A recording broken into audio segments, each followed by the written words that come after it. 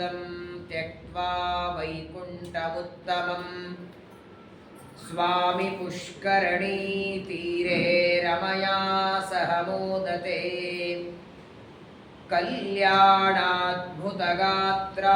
ಕಾಮಿತಾರ್ಥಪ್ರದಾಯಿನೇ ಶ್ರೀಮದ್ವೆಂಕಟನಾಥಾಯ ಶ್ರೀನಿವಾಸಾಯ ತೇ ನಮಃ. ವೆಂಕಟಾದ್ರಿಸಮಂ ಸ್ಥಾನಂ ಬ್ರಹ್ಮಾಂಡೇ ನಾಸ್ತಿ ಕಿಂಚನ ವೆಂಕಟೇಶಸಮೋ ದೇವೋ ನ ಭೂತೋ ನ ಭವಿಷ್ಯತಿ. ಬ್ರಹ್ಮರುದ್ರಾದಿವಂದ್ಯಂ ತ್ವಾಂ ಭಜೆ ವೆಂಕಟನಾಯಕಂ ನಿವಾರಯಸ್ವ ಅನಿಷ್ಟಾನಿ ಸಾದರೇಷ್ಟಾನಿ ಮಾಧವ. ಶ್ರೀವೆಂಕಟೇಶಂ ಲಕ್ಷ್ಮೀಶಂ ಅನಿಷ್ಟಘ್ನಂ ಅಭೀಷ್ಟದಂ ಚತುರ್ಮುಖೇರತನಯಂ ಶ್ರೀನಿವಾಸಂ ಭಜೆ ನಿಶಂ. ಅಭ್ರಮಂ ಭಂಗರಹಿತಂ ಅಜಡಂ ವಿಮಲಂ ಸದಾ ಆನಂದತೀರ್ಥಮತುಲಂ ಭಜೆ ತಾಪತ್ರಯಾಪಹಂ. ಆಪಾದಮೌಲಿಪರ್ಯಂತಂ ಗುರೂಣಾಮಾಕೃತಿಂ ಸ್ಮರೇತ್ ತೇನ ವಿಘ್ನಾಃ ಪ್ರಣಶ್ಯಂತಿ ಸಿದ್ಧ್ಯಂತಿ ಚ ಮನೋರಥಾಃ. ಶ್ರೀ ಗುರುಭ್ಯೋ ನಮಃ. ಜನಕ ಉವಾಚ ಕಲೌ ವೆಂಕಟಶೈಲೇತಿ ಕಥಂ ನಾಮ ಮಹೀಮು ಮಹಾಮುನೇ. ಸ್ವಸ್ತ್ಯಸ್ತು ಸದಾಂ ಅಶೇಷ ಸನ್ಮಂಗಲಾನಿ ಭವಂತು.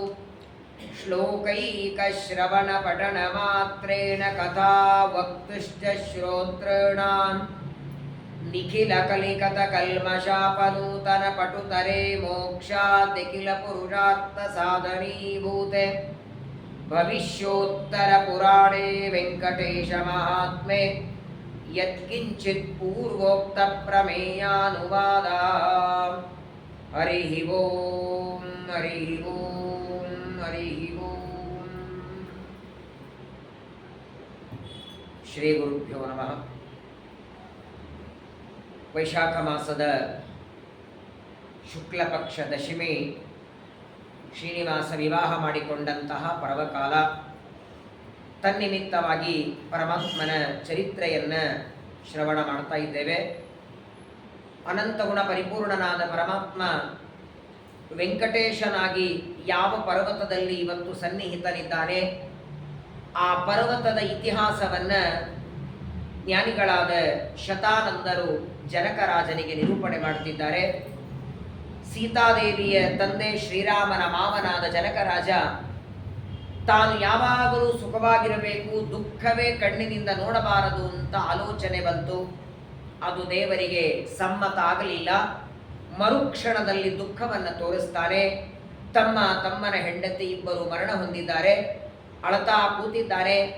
ಅದೇ ಸಂದರ್ಭದಲ್ಲಿ ಗೌತಮರ ಮಕ್ಕಳು ಅಹಲ್ಯಾದೇವಿಯ ಮಕ್ಕಳಾದಂತಹ ಶತಾನಂದರು. ಆನಂದ ಎಲ್ಲರಿಗೂ ಇದೆ, ನಾವೆಲ್ಲರೂ ಇಲ್ಲಿದ್ದವರು ಆನಂದವಾಗೇ ಇದ್ದೇವೆ. ಆದರೆ ನಮ್ಮಲ್ಲಿ ಇರುವ ಆನಂದಕ್ಕೆ ಕೊನೆ ಇದೆ. ಅರ್ಧ ಗಂಟೆ ಆನಂದ, 1 ಗಂಟೆ ಆನಂದ, 10 ನಿಮಿಷ ಆನಂದ, ಹೊಸ ಬಟ್ಟೆ ಉಟ್ಕೊಳ್ಳೋವರೆಗೆ ಆನಂದ, ಊಟ ಮಾಡೋವರೆಗೆ ಆನಂದ. ಇವರು ಹಾಗಲ್ಲ, ಹೆಸರೇ ಹೇಳುತ್ತೆ ಶತಾನಂದ.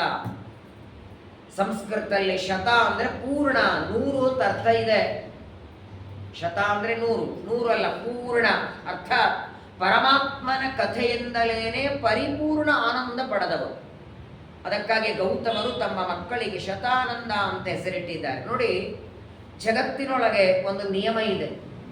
ಒಬ್ಬ ವ್ಯಕ್ತಿ ಯಾರಿಗೋ ಒಂದು 100 ರೂಪಾಯಿ ಕೊಡಬೇಕು ಅಂದ್ರೆ ಅವನ ಹತ್ರ 100 ರೂಪಾಯಿ ಇರಬೇಕು. ಅವನ ಹತ್ರನೇ 50 ಇದ್ರೆ ಇನ್ನೊಬ್ಬರಿಗೆ 100 ಕೊಡ್ತಾನೆ. ಹಾಗೆ ಜನಕರಾಜನ ದುಃಖ ಪರಿಹಾರ ಮಾಡಿ ಆನಂದ ಕೊಡ್ಲಿಕ್ಕೆ ಬಂದಿದ್ದಾರೆ ಇವರು. ಇವ್ರ ಹತ್ರನೇ ಆನಂದ ಇಲ್ಲ ಅಂದ್ರೆ, ಇವರ ಹತ್ರ ಆನಂದ ಇಲ್ಲ ಅಂದ್ರೆ ಇವರು ಎಲ್ಲಿಂದ ಕೊಡ್ತಾರೆ? ಚಿಂತೆ ಮಾಡಬೇಡಿ, ಇವರು ಪರಿಪೂರ್ಣ ಆನಂದ. ಅದಕ್ಕಾಗಿ ಹೆಸರೇ ಶತಾನಂದ. ದೇವರ ಕಥೆಯಿಂದ ಆನಂದ ಪೂರ್ಣರಾದ ಋಷಿಗಳು. ಯಾರು ಫೋನ್ ಮಾಡಿಲ್ಲ, ಪತ್ರ ಹಾಕಿಲ್ಲ, ಅಕಸ್ಮಾತ್ತಾಗಿ ಬಂದಿದ್ದಾರೆ. ಜನಕರಾಜ ಸ್ವಾಗತ ಮಾಡಿ ಅರ್ಘ್ಯಪಾದ್ಯಗಳಿಂದ ಪೂಜೆಯನ್ನು ಮಾಡಿ ತನ್ನ ದುಃಖವನ್ನು ಹೇಳಿಕೊಂಡಿದ್ದಾನೆ. ಎರಡು ದುಃಖ ಜನಕರಾಜನಿಗೆ. ಒಂದು, ತನ್ನ ಮಗಳಾದ ಜಾನಕಿಯ ವಿವಾಹ ಹೇಗಾಗತ್ತೆ, ತನ್ನ ತಮ್ಮನ 3 ಜನ ಮಕ್ಕಳ ವಿವಾಹ ಆಗಬೇಕು, ರಾವಣ ಕುಂಭಕರ್ಣರಂತಹ ದುಷ್ಟರು ನನ್ನ ಮಗಳನ್ನು ಹಿಂಸೆ ಮಾಡ್ತಾರೆ, ಪೀಡೆ ಮಾಡ್ತಾರೆ, 80,000 ವರ್ಷದ ಮುದುಕನಾದ ನಾನು ರಾಜ್ಯ ಹೇಗಾಳಬೇಕು, ಎಲ್ಲ ದುಃಖವನ್ನು ಪರಿಹಾರ ಮಾಡೋದಕ್ಕೆ ಶತಾನಂದರು ಶ್ರೀನಿವಾಸನ ಚರಿತ್ರೆಯನ್ನು ಹೇಳ್ತಾ, ಯಾವ ಪರ್ವತದಲ್ಲಿ ಕೃತಯುಗ, ತ್ರೇತಾಯುಗ, ದ್ವಾಪರಯುಗ, ಕಲಿಯುಗ ಯುಗಗಳ ಬೇರೆಯಾದಂತೆ ಬೇರೆ ಬೇರೆ ಹೆಸರುಗಳು ಆ ಪರ್ವತಕ್ಕೆ ಇದೆ. 4 ಯುಗಗಳ ಇತಿಹಾಸ ಪಡೆದದ್ದು ಪರ್ವತ. ಹಾಗಾಗಿ ಪರಮಾತ್ಮ ಅದೇ ಪರ್ವತದಲ್ಲಿ ನೆಲೆಸೋದಕ್ಕೆ ಕಾರಣವನ್ನು ಹೇಳ್ತಿದ್ದ. ಇಲ್ಲ ಅಂದಿದ್ರೆ ಇಷ್ಟು ಪರ್ವತಗಳಿವೆ ಭರತಖಂಡದಲ್ಲಿ, ಸಾವಿರಾರು ಲಕ್ಷ ಪರ್ವತಗಳಿವೆ. ಅದೇ ಪರ್ವತದಲ್ಲಿ ಬಂದು ಯಾಕೆ ನಿಲ್ಲಬೇಕು ದೇವರು? ಅದಕ್ಕೆ ಕಾರಣವನ್ನು ಶತಾನಂದರು ತಿಳಿಸ್ತಾರೆ. ಈಗಾಗಲೇ 3 ಯುಗಗಳಲ್ಲಿ 3 ಹೆಸರು ಬರೋದಕ್ಕೆ ಕಾರಣವನ್ನು ನಿನ್ನೆ ದಿವಸ ತಿಳಿದಿದ್ದೀರಿ. ವೃಷಭಾಸುರನ ಸಂಹಾರ ಮಾಡಿ ಅವನಿಗೆ ಅನುಗ್ರಹ ಮಾಡಿದ್ದರಿಂದ ಕೃತಯುಗದಲ್ಲಿ ವೃಷಭಾಚಲ, ಅಂಜನಾದೇವಿ 12 ವರ್ಷ ತಪಸ್ಸು ಮಾಡಿ ಹನುಮಂತ ದೇವರನ್ನ ಮಗನಾಗಿ ಪಡೆದದ್ದರಿಂದ ಅಂಜನಾಚಲ ಅಂತ ತ್ರೇತಾಯುಗದಲ್ಲಿ, ನಾನೇ ಬಲಿಷ್ಠ, ನನ್ನಲ್ಲಿ ಅಪಾರ ಶಕ್ತಿ ಇದೆ ಅನ್ನುವ ಅಹಂಕಾರ ಇತ್ತು ಶೇಷದೇವರಿಗೆ. ಆ ಶೇಷದೇವರ ಗರ್ವ ಪರಿಹಾರ ಮಾಡಿ ವಾಯುದೇವರ ಜೀವೋತ್ತಮತ್ವ ಸಾಧನೆ ಮಾಡಿದ್ದು. ಆದ್ದರಿಂದ ಶೇಷಾಚಲ. ಹೀಗೆ ವೃಷಭಾಚಲ, ಅಂಜನಾಚಲ, ಶೇಷಾಚಲ 3 ಹೆಸರು ಬರೋದಕ್ಕೆ ಕಾರಣವನ್ನು ತಿಳಿಸಿ ಈಗ ಮತ್ತೆ ಜನಕರಾಜ ಕೇಳ್ತಾನೆ ಶತಾನಂದರಿಗೆ, ಕಲಿಯುಗದಲ್ಲಿ ಇದನ್ನು ವೆಂಕಟಾಚಲ ಅಂತ ಯಾಕೆ ಹೆಸರು ಬಂತು? ಯಾವ ಪರಮಾತ್ಮನನ್ನ ಶ್ರೀನಿವಾಸ ಅಂತಾರೆ? ಶ್ರೀ ಲಕ್ಷ್ಮೀದೇವಿ ಯಾವನಲ್ಲಿ ವಾಸ ಮಾಡಿದ್ದಾಳೋ ಅವನು ಶ್ರೀನಿವಾಸ. ವೆಂಕಟೇಶ ಅಂತೂ ಇವನಿಗೆ ಹೆಸರಿದೆ. ಪರ್ವತಕ್ಕೆ ವೆಂಕಟ, ಆ ಪರ್ವತಕ್ಕೆ ಈಶಾದದ್ದರಿಂದ ಇವನು ವೆಂಕಟೇಶ. ಆದರೆ ಆ ಪರ್ವತಕ್ಕೆ ವೆಂಕಟ ಅಂತ ಹೆಸರು ಯಾಕೆ ಬಂತು ಅಂತ ಜನಕರಾಜ ಪ್ರಶ್ನೆ ಮಾಡ್ತಾನೆ. ಅದಕ್ಕೆ ಶತಾನಂದರು ಒಂದು ಕಥೆಯನ್ನು ಹೇಳ್ತಾರೆ. ನೀವೆಲ್ಲ ನೋಡಿರ್ತೀರಿ, ಹೋಗಿರ್ತೀರಿ. ತಿರುಪತಿ ಹತ್ತಿರ ಕಾಲಹಸ್ತಿ ಅಂತೂ ಒಂದು ಕ್ಷೇತ್ರ ಇದೆ, ನೋಡಿರಬಹುದು. ಪ್ರಾಚೀನ ದೇವಾಲಯ ಇದೆ.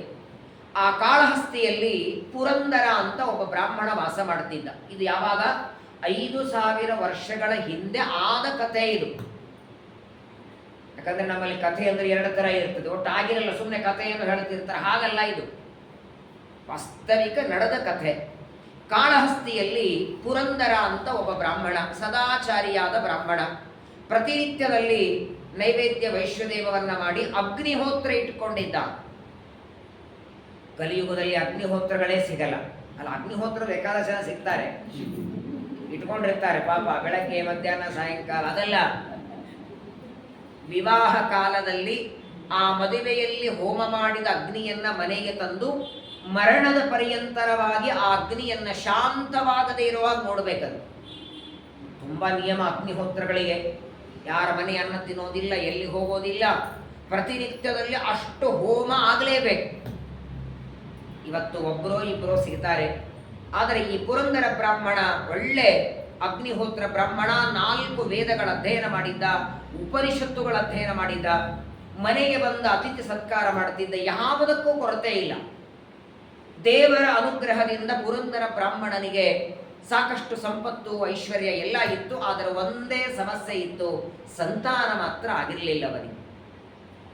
ಅನೇಕ ವರ್ಷ ಆಗಿ ಮದುವೆಯಾದರೂ ಸಂತಾನ ಆಗಲಿಲ್ಲ. ಯಾರು ಏನು ಹೇಳ್ತಾರೆ ಮಾಡ್ತಿದ್ದ. ಯಾರು ಹರಿವಂಶ ಹೇಳಂದ್ರೆ ಹೇಳಿಸ್ತಾನೆ, ಯಾರು ಗರುಡ ಪುರಾಣ ಹೇಳು ಅಂದ್ರೆ ಹೇಳಿಸ್ತಾನೆ. ಸಂತಾನಕ್ಕಾಗಿ ಯಾರು ಏನೇ ಹೇಳಿದರೂ ಮಾಡ್ತಿದ್ದ. ಆದರೆ ಜನ್ಮಾಂತರದ ಕರ್ಮ ಸಂತಾನ ಒಂದಾಗಿರಲಿಲ್ಲ. ಆದರೆ ಇವನು ಮಾಡದೇ ಇರುವ ದಾನ ಇರಲಿಲ್ಲ. ಪ್ರತಿನಿತ್ಯ ಪಂಚಯಜ್ಞಗಳನ್ನು ಮಾಡುತ್ತಿದ್ದ ಅಂತೆ. ದೇವಯಜ್ಞ, ಪಿತೃಯಜ್ಞ, ಋಷಿಯಜ್ಞ, ಭೂತಯಜ್ಞ, ಮನುಷ್ಯಯಜ್ಞ. ಗೃಹಸ್ಥರು ಮಾಡಬೇಕಾದ ಪಂಚಯಜ್ಞಗಳು, ದಾನ ಧರ್ಮಗಳು. ಪ್ರತಿನಿತ್ಯ 3 ಹೊತ್ತು ಸ್ನಾನ ಮಾಡುತ್ತಿದ್ದ. ಇಂಥ ಸದಾಚಾರಿಯಾದಂತಹ ಬ್ರಾಹ್ಮಣ ಪುರಂದರನಿಗೆ ಕಾಲಕ್ರಮೇಣ ವಯಸ್ಸಾಗ್ತಾ ಬಂತು. 60 ವರ್ಷ ಆಯಿತು. 60ನೇ ವರ್ಷಕ್ಕೆ 60 ವರ್ಷದ ಶಾಂತಿ ಆಯಿತು, ಷಷ್ಠಿ ಪೂರ್ತಿ. ಅಲ್ಲಿಯವರೆಗೆ ಒಂದು ಅಪೇಕ್ಷೆ ಇತ್ತು ಸಂತಾನ ಆಗತ್ತೆ ಅಂತ. 60 ಆದ ಮೇಲೆ ಪಂಚಮಿ ಆಯಿತು, ಉದ್ಯಾಪನೆ ಆಯಿತು ಅಂದರೆ ಹೊರಡೋ ತಯಾರಿಯಲ್ಲಿರಬೇಕು. 60ನೇ ವರ್ಷದವರೆಗೂ ಪ್ರಯತ್ನ ಮಾಡಿದ, ಕೊನೆಗೆ ವಿಚಾರ ಮಾಡ್ತಾನೆ, ದೈವ ಸಂಕಲ್ಪ ಆಗಲಿಲ್ಲ. ಆದರೆ ನೋಡಿ, ಸಂತಾನದ ಅಪೇಕ್ಷೆ ಯಾವಾಗ ಇವರು ಬಿಟ್ಟ ನೋಡಿ, ಆಗ ಇವನಿಗೆ ಸಂತಾನ ಆಯಿತು. ಇದೇ ವಿಚಿತ್ರ. ಹರಿನಿನ್ನೊಲುಮೆ ಆಗುವ ತನಕ ಅರಿತು ಸುಮ್ಮನಿರುವುದೇ ಲೇಸು. ಬೇಕು ಅಂತ ವಯಸ್ಸಿದ್ದಾಗ ಮಕ್ಕಳಾಗಲಿಲ್ಲ ಅವನಿಗೆ. 60ನೇ ವರ್ಷಕ್ಕೆ ಇನ್ನೆಲ್ಲ ಮುಗಿದಿದೆ, ಇರುವಷ್ಟು ಕಾಲ ದೇವರ ಸ್ಮರಣೆ ಮಾಡಿ ಕಾಲ ಕಳೆಯೋಣ ಅಂತಿದ್ದ. ಅಂತಹ ಮುಪ್ಪು ವಯಸ್ಸಿನಲ್ಲಿ ಪುರಂದರ ಬ್ರಾಹ್ಮಣನಿಗೆ ಒಬ್ಬ ಮಗ ಹುಟ್ಟುತ್ತಾನೆ. ಏನು ಆನಂದ ನೋಡಿ, ಮಗ ಯಾವಾಗ ಹುಟ್ಟಿದ್ರು ಆನಂದ. ಅದೇನು ವಿಚಿತ್ರ ಕಲಿಯುಗದಲ್ಲಿ. ಹೆಣ್ಣು ಮಗುಕ್ಕಿಂತ ಗಂಡು ಮಗುವಾದ್ರೆ ಅದೇನೋ ಆನಂದ ಹೆಚ್ಚು. ಯಾಕೆ ಅದ್ಯಾಕೆ ಗೊತ್ತಿಲ್ಲ. ಪ್ರಾಯ ತಂದೆ ತಾಯಿಗಳನ್ನು ವೃದ್ಧಾಪ್ಯದಲ್ಲಿ ಅತೀ ಚೆನ್ನಾಗಿ ನೋಡ್ಕೊಳ್ಳೋರು ಅಂದ್ರೆ ಹೆಣ್ಮಕ್ಕಳೇ. ಸುಮ್ಮನೆ ಗಂಡ ಬೇಕು ಅಂತ ಯಾವುದಕ್ಕೆ ಯಾವ ಅಪೇಕ್ಷೆಯಿಂದ ಪಡಿತೇವೆ ಅದು ಯಾವುದೂ ಪೂರ್ಣ ಆಗಲ್ಲ. ಇರೋವರೆಗೆ ನೋಡ್ಕೊಳ್ಳೋದಿಲ್ಲ. ಯಾವುದೋ ಹೊರದೇಶದಲ್ಲಿ ಕೆಲಸಕ್ಕೆ ಹೋಗ್ತಾನೆ, ಇವರಿಲ್ಲೇ ಬಿದ್ದಾಡ್ತಿರ್ತಾರೆ, ಇವರನ್ನ ನೋಡ್ಕೊಳ್ಳಿಕ್ಕಿಲ್ಲ. ಎಲ್ಲಿವರೆಗಂದ್ರೆ ಕೊನೆಗೆ ತಂದೆ ತಾಯಿಗಳ ಮರಣ ಆದ್ರೆ ಆ ಚಿತೆಗೆ ಬೆಂಕಿ ಹಚ್ಚೋದಕ್ಕೂ ಮಗ ಬರಲ್ಲ.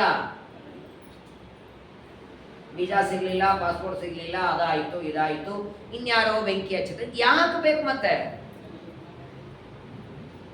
ಕಲಿಯುಗ ಎಷ್ಟು ದುರ್ದೈವ, ಎಷ್ಟು ಘೋರ ಇದೆ ಅಂದ್ರೆ, ದೂರದಲ್ಲಿದ್ದಾಗಲೂ ಮಗನಿಗೆ ತಂದೆ ತಾಯಿಗಳ ಸಂಸ್ಕಾರ ಇಲ್ಲ. ಎಷ್ಟೋ ಜನ ಹತ್ರ ಇದ್ರು. ಒಂದು ತಿಂಗಳದ ಹಿಂದೆ ಒಬ್ರು ನನ್ನ ಪ್ರವಚನಕ್ಕೆ ಬಂದಿದ್ರು. ಒಬ್ಬ ವ್ಯಕ್ತಿ ಹೇಳ್ತಿದ್ರು, ಕಣ್ಣಾಗ ನೀರು ಬಂತು. ಒಳ್ಳೆ ಇಡೀ ಆಯುಷ್ಯ ಪ್ರತಿನಿತ್ಯ ಪ್ರವಚನಕ್ಕೆ ಹೋದ ಹೆಣ್ಮಗಳು, ಉದ್ದು ಕುಂಕುಮ ಹಚ್ಕೊಳ್ಳೋರು, ಇದೇ ಬೆಂಗಳೂರಲ್ಲೇ ಇದ್ದವರು. ಒಂದು ದಿನ ನೈವೇದ್ಯ ಬಿಟ್ಟು ಬೇರೆ ಅನ್ನ ಹಾಕದವರೆಲ್ಲ. ವಿಷ್ಣು ಪಂಚಕ, ಭೀಷ್ಮ ಪಂಚಕ ಎಲ್ಲ ವ್ರತ ಉಪವಾಸ ಮಾಡಿದ ಹೆಣ್ಮಗಳು. ಮಗ ಮಾತ್ರ ಮಹಾ ದುಷ್ಟ. ಆ ತಾಯಿ ಮುತ್ತೈದೆ, ಎಲ್ಲರೂ ಅಪೇಕ್ಷೆ ಪಡ್ತಾರೆ ಮುತ್ತೈದೆ ಮರಣ ಬರಲಿ ಅಂತ. ಮುತ್ತೈದೆ ಸತ್ರೆ ಇವರು ಬೆಂಕಿ ಇಡ್ಲಿಕ್ಕೆ ರೆಡಿ ಇಲ್ಲ ಮಗ. ನಾನು ಪ್ಯಾಂಟ್ ಶರ್ಟ್ ಹಾಕೊಡ್ತೇನೆ, ಹಾಗೇನೆ ಹಚ್ಚೋದ್ರೆ ಹಚ್ತೇನೆ ಅಂದ. ಪುರೋಹಿತರಂತಾರೆ ಅದಕ್ಕೆ ಶಾಸ್ತ್ರ ಒಪ್ಪಿಗೆ ಕೊಟ್ಟಿಲ್ಲಪ್ಪ. ಪ್ರಪಂಚದೊಳಗೆ ಯಾರ ಋಣ ಆದ್ರೂ ತೀರಿಸಬಹುದು, ತಾಯಿಯ ಋಣ ತೀರಿಸಲಿಕ್ಕೆ ಸಾಧ್ಯ ಇಲ್ಲ. ಯತಿಗಳು ಕಾಲಿಗೆ ಬೀಳಬೇಕು. ಅದೆಷ್ಟು ಪುಣ್ಯ ಮಾಡಿದ್ದಕ್ಕೆ ಈ ತಾಯಿಯ ಮಗನಾಗಿ ಹುಟ್ಟಿದ್ದಿ, ಅವರ ಮುಖ ನೋಡಯ್ಯ. ವ್ರತ ಉಪವಾಸ ಮಾಡಿದ ಮಗಳವಳು, ಹೆಣ್ಣುಮಗಳು, ದಯಮಾಡಿ ಪಂಚ ಉಟ್ಕೊಂಡು ಸಂಸ್ಕಾರ ಮಾಡುವಂತ ಪುರೋಹಿತರು ಕಾಲು ಬೀಳ್ತಾರೆ. ಇದು ಬೇರೆ ಯಾರು ಹೇಳಿದ್ದಲ್ಲ, ಆ ಮಾಡಿಸಿದ ಪುರೋಹಿತರು ಹೇಳಿದ್ ನನಗೆ. ಕೊನೆಗೆ ಎಲ್ಲಿವರೆಗೆ ಬಂತು ಅಂದ್ರೆ, ಅವನು ಮಾಡಿದರೆ ನಾನು ಹೀಗೆ ಪ್ಯಾಂಟ್ ಹಾಕೊಂಡೇ ಮಾಡ್ತೇನೆ ಅಂತ.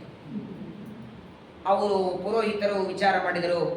ಅವರು ತಮ್ಮ ಗುರುಗಳಿಗೆ ಫೋನ್ ಮಾಡಿದರು, ಮತ್ತೆ ಹೀಗಾಗಿದೆ ಏನ್ ಮಾಡ್ಲಿ ಅಂತ. ಅವ್ರ ಗುರುಗಳು ನೋಡು ಆ ಮಗನ ಕಡೆಯಿಂದ ಮಾಡಿಸ್ಬೇಡ, ನೀನೇ ಮಾಡು ಅಂತ ಹೇಳಿದರು.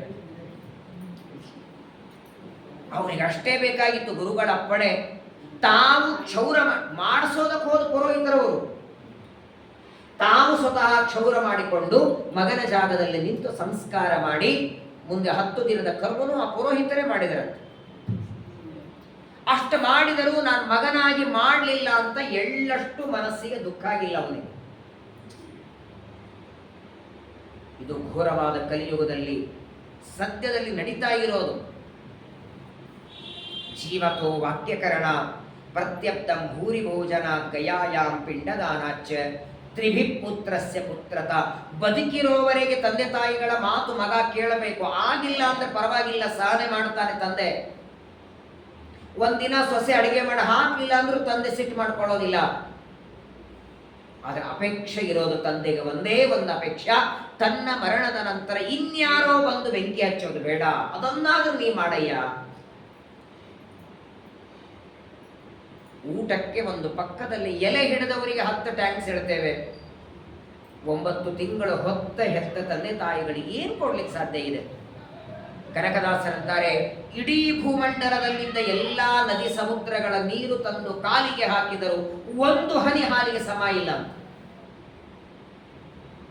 ಅವಶ್ಯವಾಗಿ ಸಂತಾನ ಬೇಕು, ಒಳ್ಳೆ ಸಂಸ್ಕಾರಯುಕ್ತ ಮಕ್ಕಳು ಬೇಕು. ನೋಡಿ, ಪುರಂದರ ಬ್ರಾಹ್ಮಣ ತನ್ನ ಮಗನಿಗೆ ಬಾಲ್ಯದಲ್ಲಿ ನಾಮಕರಣ ಆಯಿತು. ಅವನಿಗೆ 7ನೇ ವರ್ಷಕ್ಕೆ ಉಪನಯನ ಮಾಡುತ್ತಾನೆ. ಗರ್ಭದಿಂದ 8ನೇ ವರ್ಷಕ್ಕೆ ಉಪನಯನ ಮಾಡಿ ತಾನು ಓದಿದ 4 ವೇದಗಳ ಪಾಠ ಮಾಡಿದ. ಎಲ್ಲ ವೇದ ಉಪನಿಷತ್ತು ಎಲ್ಲ ಪಾಠ ಮಾಡ್ತಾನೆ. ಮಗನಿಗೆ ಮಾಧವ ಅಂತ ಹೆಸರಿಟ್ಟಿದ್ದಾನೆ. ಪುರಂದರ ಬ್ರಾಹ್ಮಣನಂತೆ ಮಾಧವ. ಪ್ರತಿನಿತ್ಯ ತಂದೆ ತಾಯಿಗಳು ಅಗ್ನಿಹೋತ್ರ ಮಾಡುತ್ತಿದ್ರೆ ಅದಕ್ಕೆ ಅನುಕೂಲ ಮಾಡಿಕೊಡ್ತಿದ್ದ. ಅರಣ್ಯಕ್ಕೆ ಹೋಗಿ ಸಮಿತ್ತು ತರ್ತಿದ್ದ, ದರ್ಬೆ ತರ್ತಿದ್ದ. ಪ್ರತಿನಿತ್ಯ ತಂದೆ ತಾಯಿಗಳ ಸೀರೆ ಧೋತ್ರ ಒಣ ಹಾಕಬೇಕು, ಮಡಿಯಿಂದ ನೀರು ತುಂಬಿ ಕೊಡಬೇಕು, ಅಡಿಗೆ ಮಾಡಿ ಕೊಡಬೇಕು. ಪುರಂದರ ಬ್ರಾಹ್ಮಣನಿಗೆ ಇಷ್ಟು ದಿನ ಮಕ್ಕಳಿಲ್ಲ ಅಂತ ಒಂದು ಕೊರತೆ ಇತ್ತು. ಆದರೆ ಹುಟ್ಟಿದ ಮಗ ಮಹಾಸಾತ್ವಿಕ. ಅನೇಕ ವರ್ಷಗಳವರೆಗೆ ತಂದೆ ತಾಯಿಗಳ ಸೇವೆ ಮಾಡ್ತಾನೆ. ಒಂದು ದಿನ 16 ವರ್ಷ ಆಯಿತು ಮಾಧವನಿಗೆ. ಚಂದ್ರಲೇಖ ಅನ್ನುವ ಕನ್ಯೆ ಜೊತೆಗೆ ವಿವಾಹ ಮಾಡಿಬಿಡ್ತಾರೆ. ಮದುವೆಯಾಗಿದೆ, ಗಾರ್ಹಸ್ಥ್ಯ ಜೀವನ ಮಾಡುತ್ತಿದ್ದಾನೆ. ತಂದೆಯ ನಂತರದಲ್ಲಿ ಮನೆಯಲ್ಲಿದ್ದ ಎಲ್ಲ ಶಾಲಿಗ್ರಾಮ ಪ್ರತಿಮೆಗಳ ಪೂಜೆ ಮಾಡುತ್ತಿದ್ದ. ತಂದೆಯಂತೆ ಪಂಚಯಜ್ಞ ಮಾಡುತ್ತಿದ್ದ ಮಾಧವ. ಆದರೆ ಒಂದು ದಿನ ನೋಡಿ, ಮಧ್ಯಾಹ್ನದ ಹೊತ್ತು ತನ್ನ ಹೆಂಡತಿ ಚಂದ್ರಲೇಖ ಹೇಳ್ತಾನೆ, ನಿನ್ನ ಜೊತೆಗೆ ವಿಹಾರ ಮಾಡಬೇಕು ಅಂತ ಅಪೇಕ್ಷೆ ಇದೆ, ನಾವಿಬ್ಬರು ಮನೆ ಬಿಟ್ಟು ಹೋಗೋಣ ನಡಿ ಎಂದ.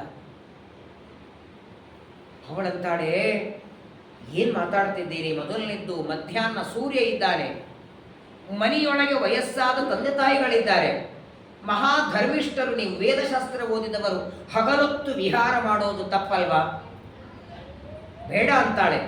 ಇದು ವಿಹಾರದ ಕಾಲ ಅಲ್ಲ, ಅದಕ್ಕೆ ಅಂತ ದೇವರು ಸಮಯ ಇಟ್ಟಿದ್ದಾನೆ, ಆಗ ನಾವು ಮಾಡೋಣ ಅಂತ ಹೆಂಡತಿ. ಇಲ್ಲ, ಈಗಲೇ ಹೋಗ್ಬೇಕು. ಪ್ರಾರಬ್ಧ ಉತ್ತಮ ಜನಾಹ ನ ಪರಿತ್ಯಜಂತಿ. ಪ್ರಾರಬ್ಧ ಕರ್ಮ ಅಡ್ಡಿ ಬಂತು ಅಂದ್ರೆ ಎಂಥ ವ್ಯಕ್ತಿನೇ ಇರಲಿ ಅವನ ತಲೆ ಕೆಡಿಸಿಬಿಡುತ್ತದೆ. 4 ವೇದ ಓದಿದ ಬ್ರಾಹ್ಮಣ ಮಾಧವ, ಸದಾಚಾರಿ, ಅಗ್ನಿಹೋತ್ರ ಬ್ರಾಹ್ಮಣ, ಎಂಥ ದುರ್ಬುದ್ಧಿವಂತ ನೋಡಿ. ಈಗ ಮನೆ ಬಿಟ್ಟು ಹೋಗೋಣ ನಡಿ ಅಂತ ಜಗಳ ಮಾಡಿಬಿಡ್ತಾನೆ ಹೆಂಡತಿ ಜೊತೆಗೆ. ಅವಳೇನ್ ಮಾಡ್ತಾಳೆ ಪಾಪ, ಪತಿವ್ರತ ಸ್ತ್ರೀಯ ಕೆಲಸ ಏನು, ಗಂಡನ ಮಾತು ಕೇಳಬೇಕು. ಸರಿ, ಒಂದು ಕೆಲಸ ಮಾಡೋಣ, ನಾವಿಬ್ಬರು ಏಕಕಾಲಕ್ಕೆ ಮನೆ ಬಿಟ್ಟು ಹೋದ್ರೆ ತಂದೆ ತಾಯಿಗಳು ಪ್ರಶ್ನೆ ಕೇಳ್ತಾರೆ, ಎಲ್ಲಿ ಹೋದಿ ಅಂತ. ಮೊದಲು ನೀರು ತರುವ ನೆಪದಿಂದ ನಾನು ಹೊರಗೆ ಹೋಗ್ತೇನೆ, ಆಮೇಲೆ ನೀವು ಬನ್ನಿ. ಸರಿ ಅಂತ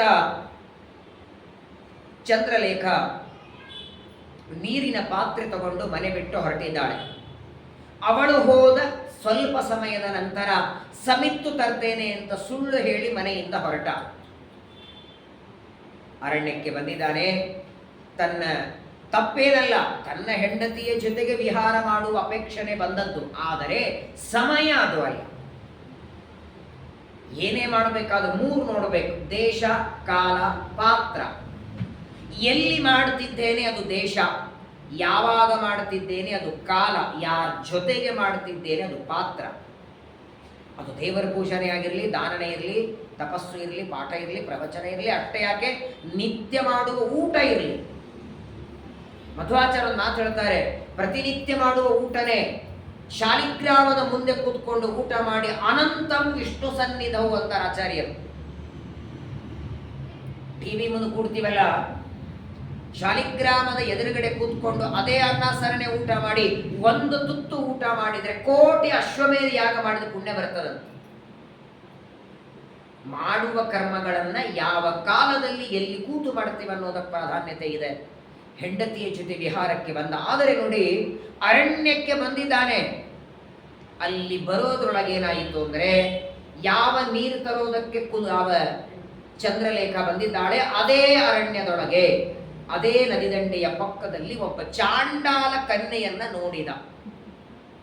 ಚಾಂಡಾಲರು ಅಂದ್ರೆ ಯಾರು ಗೊತ್ತಾ ನಿಮಗೆ? ಗರುಡ ಪುರಾಣ ಹೇಳುತ್ತದೆ. ಅದೊಂದು ಜಾತಿಯಂತೆ. ಅವರ ಬಗ್ಗೆ ಬಹಳ ಭಯಾನಕ ಹೇಳುತ್ತದೆ. ಈ ಸ್ಮಶಾನದಲ್ಲಿ ಹೆಣಗಳನ್ನು ಸುಡುವಾಗ ಇದು ಕಟ್ಟಿಗೆ ಹಚ್ತಾರಲ್ಲ, ಆ ಕಟ್ಟಿಗೆಯ ಬೆಂಕಿಯಲ್ಲಿ ಹೆಣದ ಬುರುಡಿಯೊಳಗೆ ಮಾಂಸ ಕುದಿಸಿಕೊಂಡು ತಿನ್ನವರನ್ನ ಚಾಂಡಾಲರು ಅಂತ ಗರುಡ ಪುರಾಣ ಹೇಳುತ್ತದೆ. ಭಯಾನಕ ನೀಚ ಜಾತಿಯ. ಅಂತಹ ಅಂತ್ಯ ಜಾತಿಯಲ್ಲಿ ಹುಟ್ಟಿದ ಒಬ್ಬ ಕನ್ಯೆಯನ್ನ ಅಕಸ್ಮಾತ್ತಾಗಿ ಮಾಧವನ ಕಣ್ಣಿಗೆ ಬಿದ್ದು ನೋಡಿದ. ಮರುಕ್ಷಣದಲ್ಲಿ ಹೆಂಡತಿಗೆ ಹೇಳ್ತಾನೆ ಚಂದ್ರಲೇಖ, ನೀ ಹೇಳಿದೆಲ್ಲ ಹಗಲೊತ್ತು ವಿಹಾರ ಮಾಡಬಾರದು ಅಂತ. ವಯಸ್ಸಾದ ತಂದೆ ತಾಯಿಗಳಿದ್ದಾರೆ, ನೀನು ನೀರು ತುಂಬಿಕೊಂಡು ಮನೆಗೆ ಹೊರಡು ಅಂದ ಹೆಂಡತಿಗೆ. ಅವಳಿಗೆ ಎಲ್ಲಿಲ್ಲದ ಆನಂದ, ಸದ್ಬುದ್ಧಿ ಬಂತಲ್ಲ ಗಂಡನಿಗೆ. ಮಹಾ ಅನರ್ಥಕ್ಕೆ ನನ್ನ ಗಂಡ ಕಾಲಿಡ್ತಿದ್ದ, ಹಗಲೊತ್ತು ವಿಹಾರ ಮಾಡುವುದು ಎಂಥ ತಪ್ಪದು. ಪರವಾಗಿಲ್ಲ, ದೇವರು ಬುದ್ಧಿ ಕೊಟ್ಟ, ಸರಿ ನಾನು ಹೋಗ್ತೇನೆ, ನೀವು ತಡ ಮಾಡಬೇಡಿ, ನೀನು ಹೊರಡು, ನಾನು ಹಿಂದೆ ಬರ್ತೇನೆ ಅಂತ ಹೇಳಿ ಹೆಂಡತಿಯನ್ನು ಕಳಿಸ್ತಾನೆ. ಅವಳ ಹೋಗೋವರೆಗೆ ಅಲ್ಲೇ ನಿಂತ್ಕೊಂಡಿದ್ದಾನೆ. ಚಂದ್ರಲೇಖ ನೀರು ತುಂಬಿಕೊಂಡು ದೂರದಲ್ಲಿ ಹೋಗಿದ್ದಾಳೆ. ಅಷ್ಟೊತ್ತಿಗೆ ಮಾಧವ ಅಲ್ಲಿಂದ ಹೊರಟ ಆ ಅಂತ್ಯ ಜಾತಿಯಲ್ಲಿ ಹುಟ್ಟಿದ ಚಾಂಡಾಲ ಕನ್ಯೆಯನ್ನು ನೋಡ್ತಾನೆ. ಅವಳ ಜೊತೆಗೆ ಮಾತಾಡಬೇಕು ಅಂತ ಹತ್ರ ಬರ್ತಿದ್ದಾನೆ. ಪಾಪ ತನ್ನಷ್ಟಕ್ಕೆ ತಾನು ಕೆಲಸ ಮಾಡ್ತಾ, ತನ್ನ ಅಂತ್ಯ ಜಾತಿಯ ತಕ್ಕ ಕೆಲಸ ಮಾಡ್ತಾ ಇದ್ದವಳು ಅವಳ ಹತ್ರ ಬರ್ತಾನೆ. ಮಾಧವ ಬಂದು ಕೇಳ್ತಾನೆ, ಯಾರು ನೀನು ಅಂತ ಕೇಳಿದ. ತಂದೆ ಯಾರು, ತಾಯಿ ಯಾರು, ಈ ಅರಣ್ಯದಲ್ಲಿ ಏನ್ ಮಾಡ್ತಾ ಇದ್ದಿ, ಪ್ರಾಣಿ ಪಕ್ಷಿಗಳ ಓಡಾಡುವ ಅರಣ್ಯ ಇದು, ಎಲ್ಲಿಂದ ಬಂದಿದ್ದಿ, ಅನೇಕ ಪ್ರಶ್ನೆಗಳನ್ನು ಮಾಧವ ಕೇಳ್ತಾನೆ. ಅವಳು ಒಂದೇ ಉತ್ತರ ಕೊಡ್ತಾಳೆ. ಅವಳು ಹೇಳ್ತಾಳೆ, ಇಷ್ಟೊತ್ತು ನನ್ನ ಜೊತೆಗೆ ನೀನು ಮಾತಾಡೋದಿಲ್ಲ, ಯಾವ ಪ್ರಶ್ನೆಗೂ ನನ್ನಿಂದ ಉತ್ತರ ಇಲ್ಲ ಅಂತಾಳವಳು. ನನ್ನ ಜೊತೆಗೆ ಮಾತಾಡೋದಕ್ಕೆ ನೀ ಅರ್ಹನಲ್ಲಯ್ಯ, ಬ್ರಾಹ್ಮಣ ನೀನು, ಅತೀ ಹೀನ ಜಾತಿಯವಳು, ನಮ್ಮಂಥವರನ್ನ ನೋಡಿದರೆ ಸಂಧ್ಯಾ ವಂದನೆ ಜಪ ಗಾಯತ್ರಿ ಜಪ ಮಾಡಿದ ಪುಣ್ಯ ಹೋಗತ್ತಂತೆ, ನೋಡೋದು ಬಿಟ್ರೆ ಮಾತಾಡ್ಲಿಕ್ಕೆ ಬಂದಿದ್ಯಲ್ಲ, ದಯಮಾಡಿ ನನ್ನ ಹೆಸರು ಕೇಳಬೇಡ, ಕುಲಗೋತ್ರ ಕೇಳಬೇಡ, ಶೀಘ್ರದಲ್ಲಿ ಹೊರಡು. ನೋಡಿ ಅವಳಿಗೆ ಎಷ್ಟು ಕಾಳಜಿ. ಮಾಧವ ಅಂತಾನೆ, ಕಾತ್ವಂ ಕಲ್ಯಾಣಿ ಭದ್ರಂತೆ ಜನನೀ ಜನಿತಾಜದ ಆವಾಸಸ್ತವ ಭದ್ರಂತೆ ಕಸ್ಮಿನ್ ರಾಷ್ಟ್ರೇ ವರಾನನೆ. ಮತ್ತೆ ಕೇಳ್ತಾನೆ, ನಾನು ಕೇಳಿದ ಪ್ರಶ್ನೆಗೆ ಉತ್ತರ ಕೊಡ್ಲಿಲ್ಲ, ಹೆಸರೇನು, ತಂದೆ ಯಾರು, ತಾಯಿ ಯಾರು ಅಂತ ಹೇಳೇ ಇಲ್ಲಲ್ಲ. ಅವಳಂತಾಳೆ, ನಾನು ಹೇಳೋದು ಹೊರತು ನೀನು ಹೋಗೋದಿಲ್ಲ. ನೋಡಪ್ಪ, ನನ್ನ ಹೆಸರು ಕುಂತಲ ಅಂತ, ನಾನು ಮಹಾ ನೀಚ ಜಾತಿಯಲ್ಲಿ ಅಂತ್ಯಜಾತಾದಯೋರ್ಜಾತಾ, ಯಾವ ಆಕಳನ್ನ ಪ್ರತಿನಿತ್ಯ ನೀನು ಪೂಜೆ ಮಾಡ್ತಿ ಅದೇ ಆಕಳ ಮಾಂಸ ತಿಂದು ಬದುಕೊಳ್ಳ. ಶಾಲಿಗ್ರಾಮದ ತೀರ್ಥ ತಗೊಳ್ಳೋ ನೀನಾದರೆ ಮದ್ಯಪಾನ ಮಾಡೋಳು ನಾನು. ನನಗೂ ನಿನಗೂ ಅಜಗಜಾಂತರ ಮಾತೇ ಆಡಬೇಡ ನೀನು. ಏನ್ ಮಾಡ್ತಿ ತಗೊಂಡು, ನನ್ನ ತಂದೆ ತಾಯಿ ಯಾರು, ನಾನು ಎಲ್ಲಿ ಇರ್ತೇನೆ, ಏನ್ ಮಾಡೋದಿದೆ ನಿನಗೆ, ಯಾಕೆ ನನ್ನ ಜೊತೆಗೆ ಮಾತಾಡ್ತಿದ್ದೆ, ಹೊರಡು ಅಂತ ಅವಳಂತಾಳೆ. ಮಾಧವ ಅಂತಾನೆ, ನೋಡು ನನ್ನ ಹೆಂಡತಿಯನ್ನ ನಾನು ಮನೆಗೆ ಕಳಿಸಿ ಆಯಿತು, ಈಗ ನಿನ್ನ ಜೊತೆಗೆ ನಾನು ಕೇಳ್ತಾ ಇದ್ದೇನೆ, ನಿನ್ನ ಕುಲ ಯಾವುದು, ಗೋತ್ರ ಯಾವುದು, ತಂದೆ ಯಾರು, ತಾಯಿ ಯಾರು, ಯಾಕೆ ಅಂದ್ರೆ ಅಷ್ಟೆಲ್ಲ ವಿಚಾರ ಮಾಡಿ ನಿನ್ನ ಜೊತೆಗೆ ಮದುವೆ ಆಗಬೇಕು ಅಂತ ಅಪೇಕ್ಷೆ ಇದೆ ಅಂತಾನೆ ಮಾಧವ. ಒಳ್ಳೆ ಪತಿವ್ರತ ಹೆಂಡತಿ ಇದ್ದಾಳೆ, ಉತ್ತಮ ಕುಲದಲ್ಲಿ ಹುಟ್ಟಿದ್ದಾನೆ, ತಂದೆ ತಾಯಿಗಳಂತಹ ವಿಶೇಷ ಪ್ರತಿನಿತ್ಯ ಅಗ್ನಿಹೋತ್ರ ಮಾಡುವ ತಂದೆ ತಾಯಿಗಳಿದ್ದಾರೆ. ಒಂದೇ ಕ್ಷಣ ಅವಳನ್ನ ನೋಡಿದ ಮರುಕ್ಷಣದಲ್ಲಿ ಅವಳ ಮೇಲೆ ಮನಸ್ಸು ಬಂದಿದೆ ಮಾಧವನಿಗೆ. ಯಾವಾಗ ಅವನು ಮದುವೆ ಅಂತಾನೆ ನೋಡಿ, ಆಗ ಅಂತಾಳೆ ಇವಳು, ತಲೆ ತಿರುಗಿದೆಯಾ ನಿನಗೆ ಅಂತಾಳೆ. ಕುಂತಲ ಅಂತಾಳೆ, ಏನ್ ಮಾತಾಡ್ತಿದ್ದಿ, ವಿಚಾರ ಮಾಡು. ಮೊದಲನೇದಾಗಿ, ಇಷ್ಟೊತ್ತು ನನ್ನ ಜೊತೆಗೆ ಮಾತಾಡಿದ್ದಕ್ಕೇನೆ ನೀವು 1,00,000 ಗಾಯತ್ರಿ ಜಪ ಮಾಡಬೇಕು, ಅಷ್ಟು ಪಾಪ ಬಂತು ನಿನಗೆ. ನನ್ನ ಜೊತೆಗೆ ಮಾತಾಡಿದರೆ ಮಹಾಪಾಪ ಇದೆ, ಇನ್ನಂಥದ್ರೊಳಗೆ ನನ್ನನ್ನು ವಿವಾಹ ಮಾಡ್ಕೊಳ್ಬೇಕು ಅನ್ಕೊಂಡಿಲ್ಲ. ಯತಸ್ತ್ವಮೇವೈ ನಿರತಂ ಮನೋಮೇ ಕೃತವಾನಜಃ. ಇದೇನಮ್ಮ ನಿನ್ನ ತಂದೆ ನಿನ್ನ ಕಲಿಸಿದ ಸಂಸ್ಕಾರ. ಬ್ರಾಹ್ಮಣಯ್ಯ ನೀನು, ಅಪೇಕ್ಷೆ ಪಡ್ತಾರೆ ಕೋಟಿ ಕೋಟಿ ಜನ್ಮ ಆದಮೇಲೆ ಒಂದು ಸಲ ಬ್ರಾಹ್ಮಣ ಜನ್ಮ ಸಿಗ್ತದಂತೆ. ತತ್ರಾಪಿ ಜನ್ಮ ಶತಕೋಟಿಷು ಮಾನವತ್ವಂ, ತತ್ರಾಪಿ ಜನ್ಮ ಶತಕೋಟಿಷು ಬ್ರಾಹ್ಮಣತ್ವಂ. ಪ್ರಾಣಿ ಪಕ್ಷಿ ಕ್ರಿಮಿ ಕೀಟ ಹುಳ ಗಂಟಿ ನರಿ ನಾರಿ ಹಂದಿ ಮೊಸಳೆ ಮೀನು ತಿಮಿಂಗಿಲ ಯಾವ ಯಾವ ಜಾತಿಯಲ್ಲಿ ಹುಟ್ಟಿದರೂ ದೇವರ ಸ್ಮರಣೆ ಮಾಡಲಿಕ್ಕೆ ಅವಕಾಶ ಇಲ್ಲ. ಪೂಜೆ ಮಾಡಲಿಕ್ಕೆ, ಅರ್ಚನೆ ಮಾಡಲಿಕ್ಕೆ, ಪ್ರವಚನಕ್ಕೆ ಅವಕಾಶ ಇರೋದು ಅದು ಮಾನವ ಶರೀರದಲ್ಲಿ ಮಾತ್ರ. ಅದೂ ಕೂಡ ಮಾನವನಾಗಿ ಎಲ್ಲೋ ದುಷ್ಟರ ಮಧ್ಯದಲ್ಲಿ ಹುಟ್ಟಲಿಲ್ಲ, ಒಳ್ಳೆ ಕುಲದಲ್ಲಿ ಹುಟ್ಟಿದ್ದೆ ನೀನು. ಒಳ್ಳೆ ತಂದೆ ತಾಯಿಗಳಲ್ಲಿ ಹುಟ್ಟಬೇಕು ಅಂತ ತಪಸ್ಸು ಮಾಡಿ ಬೇಡ್ಕೋತಾರೆ. ನಿನಗೇನಯ್ಯ ಕಡಿಮೆ ಮಾಡಿದ್ದಾನೆ ದೇವರು? ಶಾಲಿಗ್ರಾಮದ ತೀರ್ಥವನ್ನು ಕೊಡುವ ತಂದೆ ತಾಯಿಗಳಿದ್ದಾರೆ, ನೀನು ಹೇಳಿದ ಆಜ್ಞೆ ಪಾಲನೆ ಮಾಡುವ ಹೆಂಡತಿ ಮಕ್ಕಳೆಲ್ಲ ಇದ್ದಾರೆ, ಯಾಕಯ್ಯ ನನ್ನ ಮೇಲೆ ಮನಸ್ಸು ಬಂತು ನಿನಗೆ? ನೋಡು, ನಿನ್ನ ಕೈ ಜೋಡಿಸ್ತೇನೆ, ನೀ ನನ್ನ ಮದುವೆ ಮಾಡಿಕೊಂಡ್ರೆ ನನಗೆ ಲಾಸ್ ಇಲ್ಲ. ಕುಂತಲೆ ಹೇಳ್ತಾಳೆ, ನನಗೇನು ಹಾನಿ ಇಲ್ಲ, ಆದ್ರೆ ಹಾನಿ ಇರೋದು ನಿನಗೆ. ಅಷ್ಟು ಎತ್ತರ ಸ್ಥಾನದಲ್ಲಿದ್ದವನು ನೀಚ ಅಧೋಗತಿಗೆ ಹೋಗ್ತೀನೇನು. ತಾತ್ಕಾಲಿಕವಾಗಿ ಏನೋ ಕಣ್ಣಿಗೆ ಚೆನ್ನಾಗಿ ಕಾಣಿಸ್ತು ಅಂತ ಅದರ ಹಿಂದೆ ಬೆನ್ನತ್ತಬಾರದು. ದಯಮಾಡಿ ಮನೆಗೆ ಹೊರಡು. ಕೈ ಜೋಡಿಸಿ ವಿನಮ್ರವಾಗಿ ಬೇಡ್ಕೋತಾಳೆ. ವಾಸ್ತವಿಕವಾಗಿ ಬ್ರಾಹ್ಮಣ್ಯದ ಬಗ್ಗೆ ಅವನಿಗಿರಬೇಕಾಗಿತ್ತು. ನಾನು ಬ್ರಾಹ್ಮಣನಾಗಿ ಇವಳ ವಿವಾಹ ಮಾಡಿಕೊಂಡ್ರೆ ಬ್ರಾಹ್ಮಣ್ಯ ಹೋಗುತ್ತೆ ಅಂತ ಕಾಳಜಿ ಅವನಿಗಿಲ್ಲ. ಅವನ ಬ್ರಾಹ್ಮಣ್ಯದ ಬಗ್ಗೆ ಇವಳಿಗೆ ಕಾಳಜಿ ಇದೆ. ಕುಂತಲ ಹೇಳ್ತಾಳೆ, ನೀನು ಗರ್ಭದಲ್ಲಿದ್ದಾಗ ಅದೆಷ್ಟು ನಿನ್ನ ತಂದೆ ಜಪ ಮಾಡಿದ್ರು ಒಳ್ಳೆ ಮಗ ಹುಟ್ಲಿ ಅಂತ,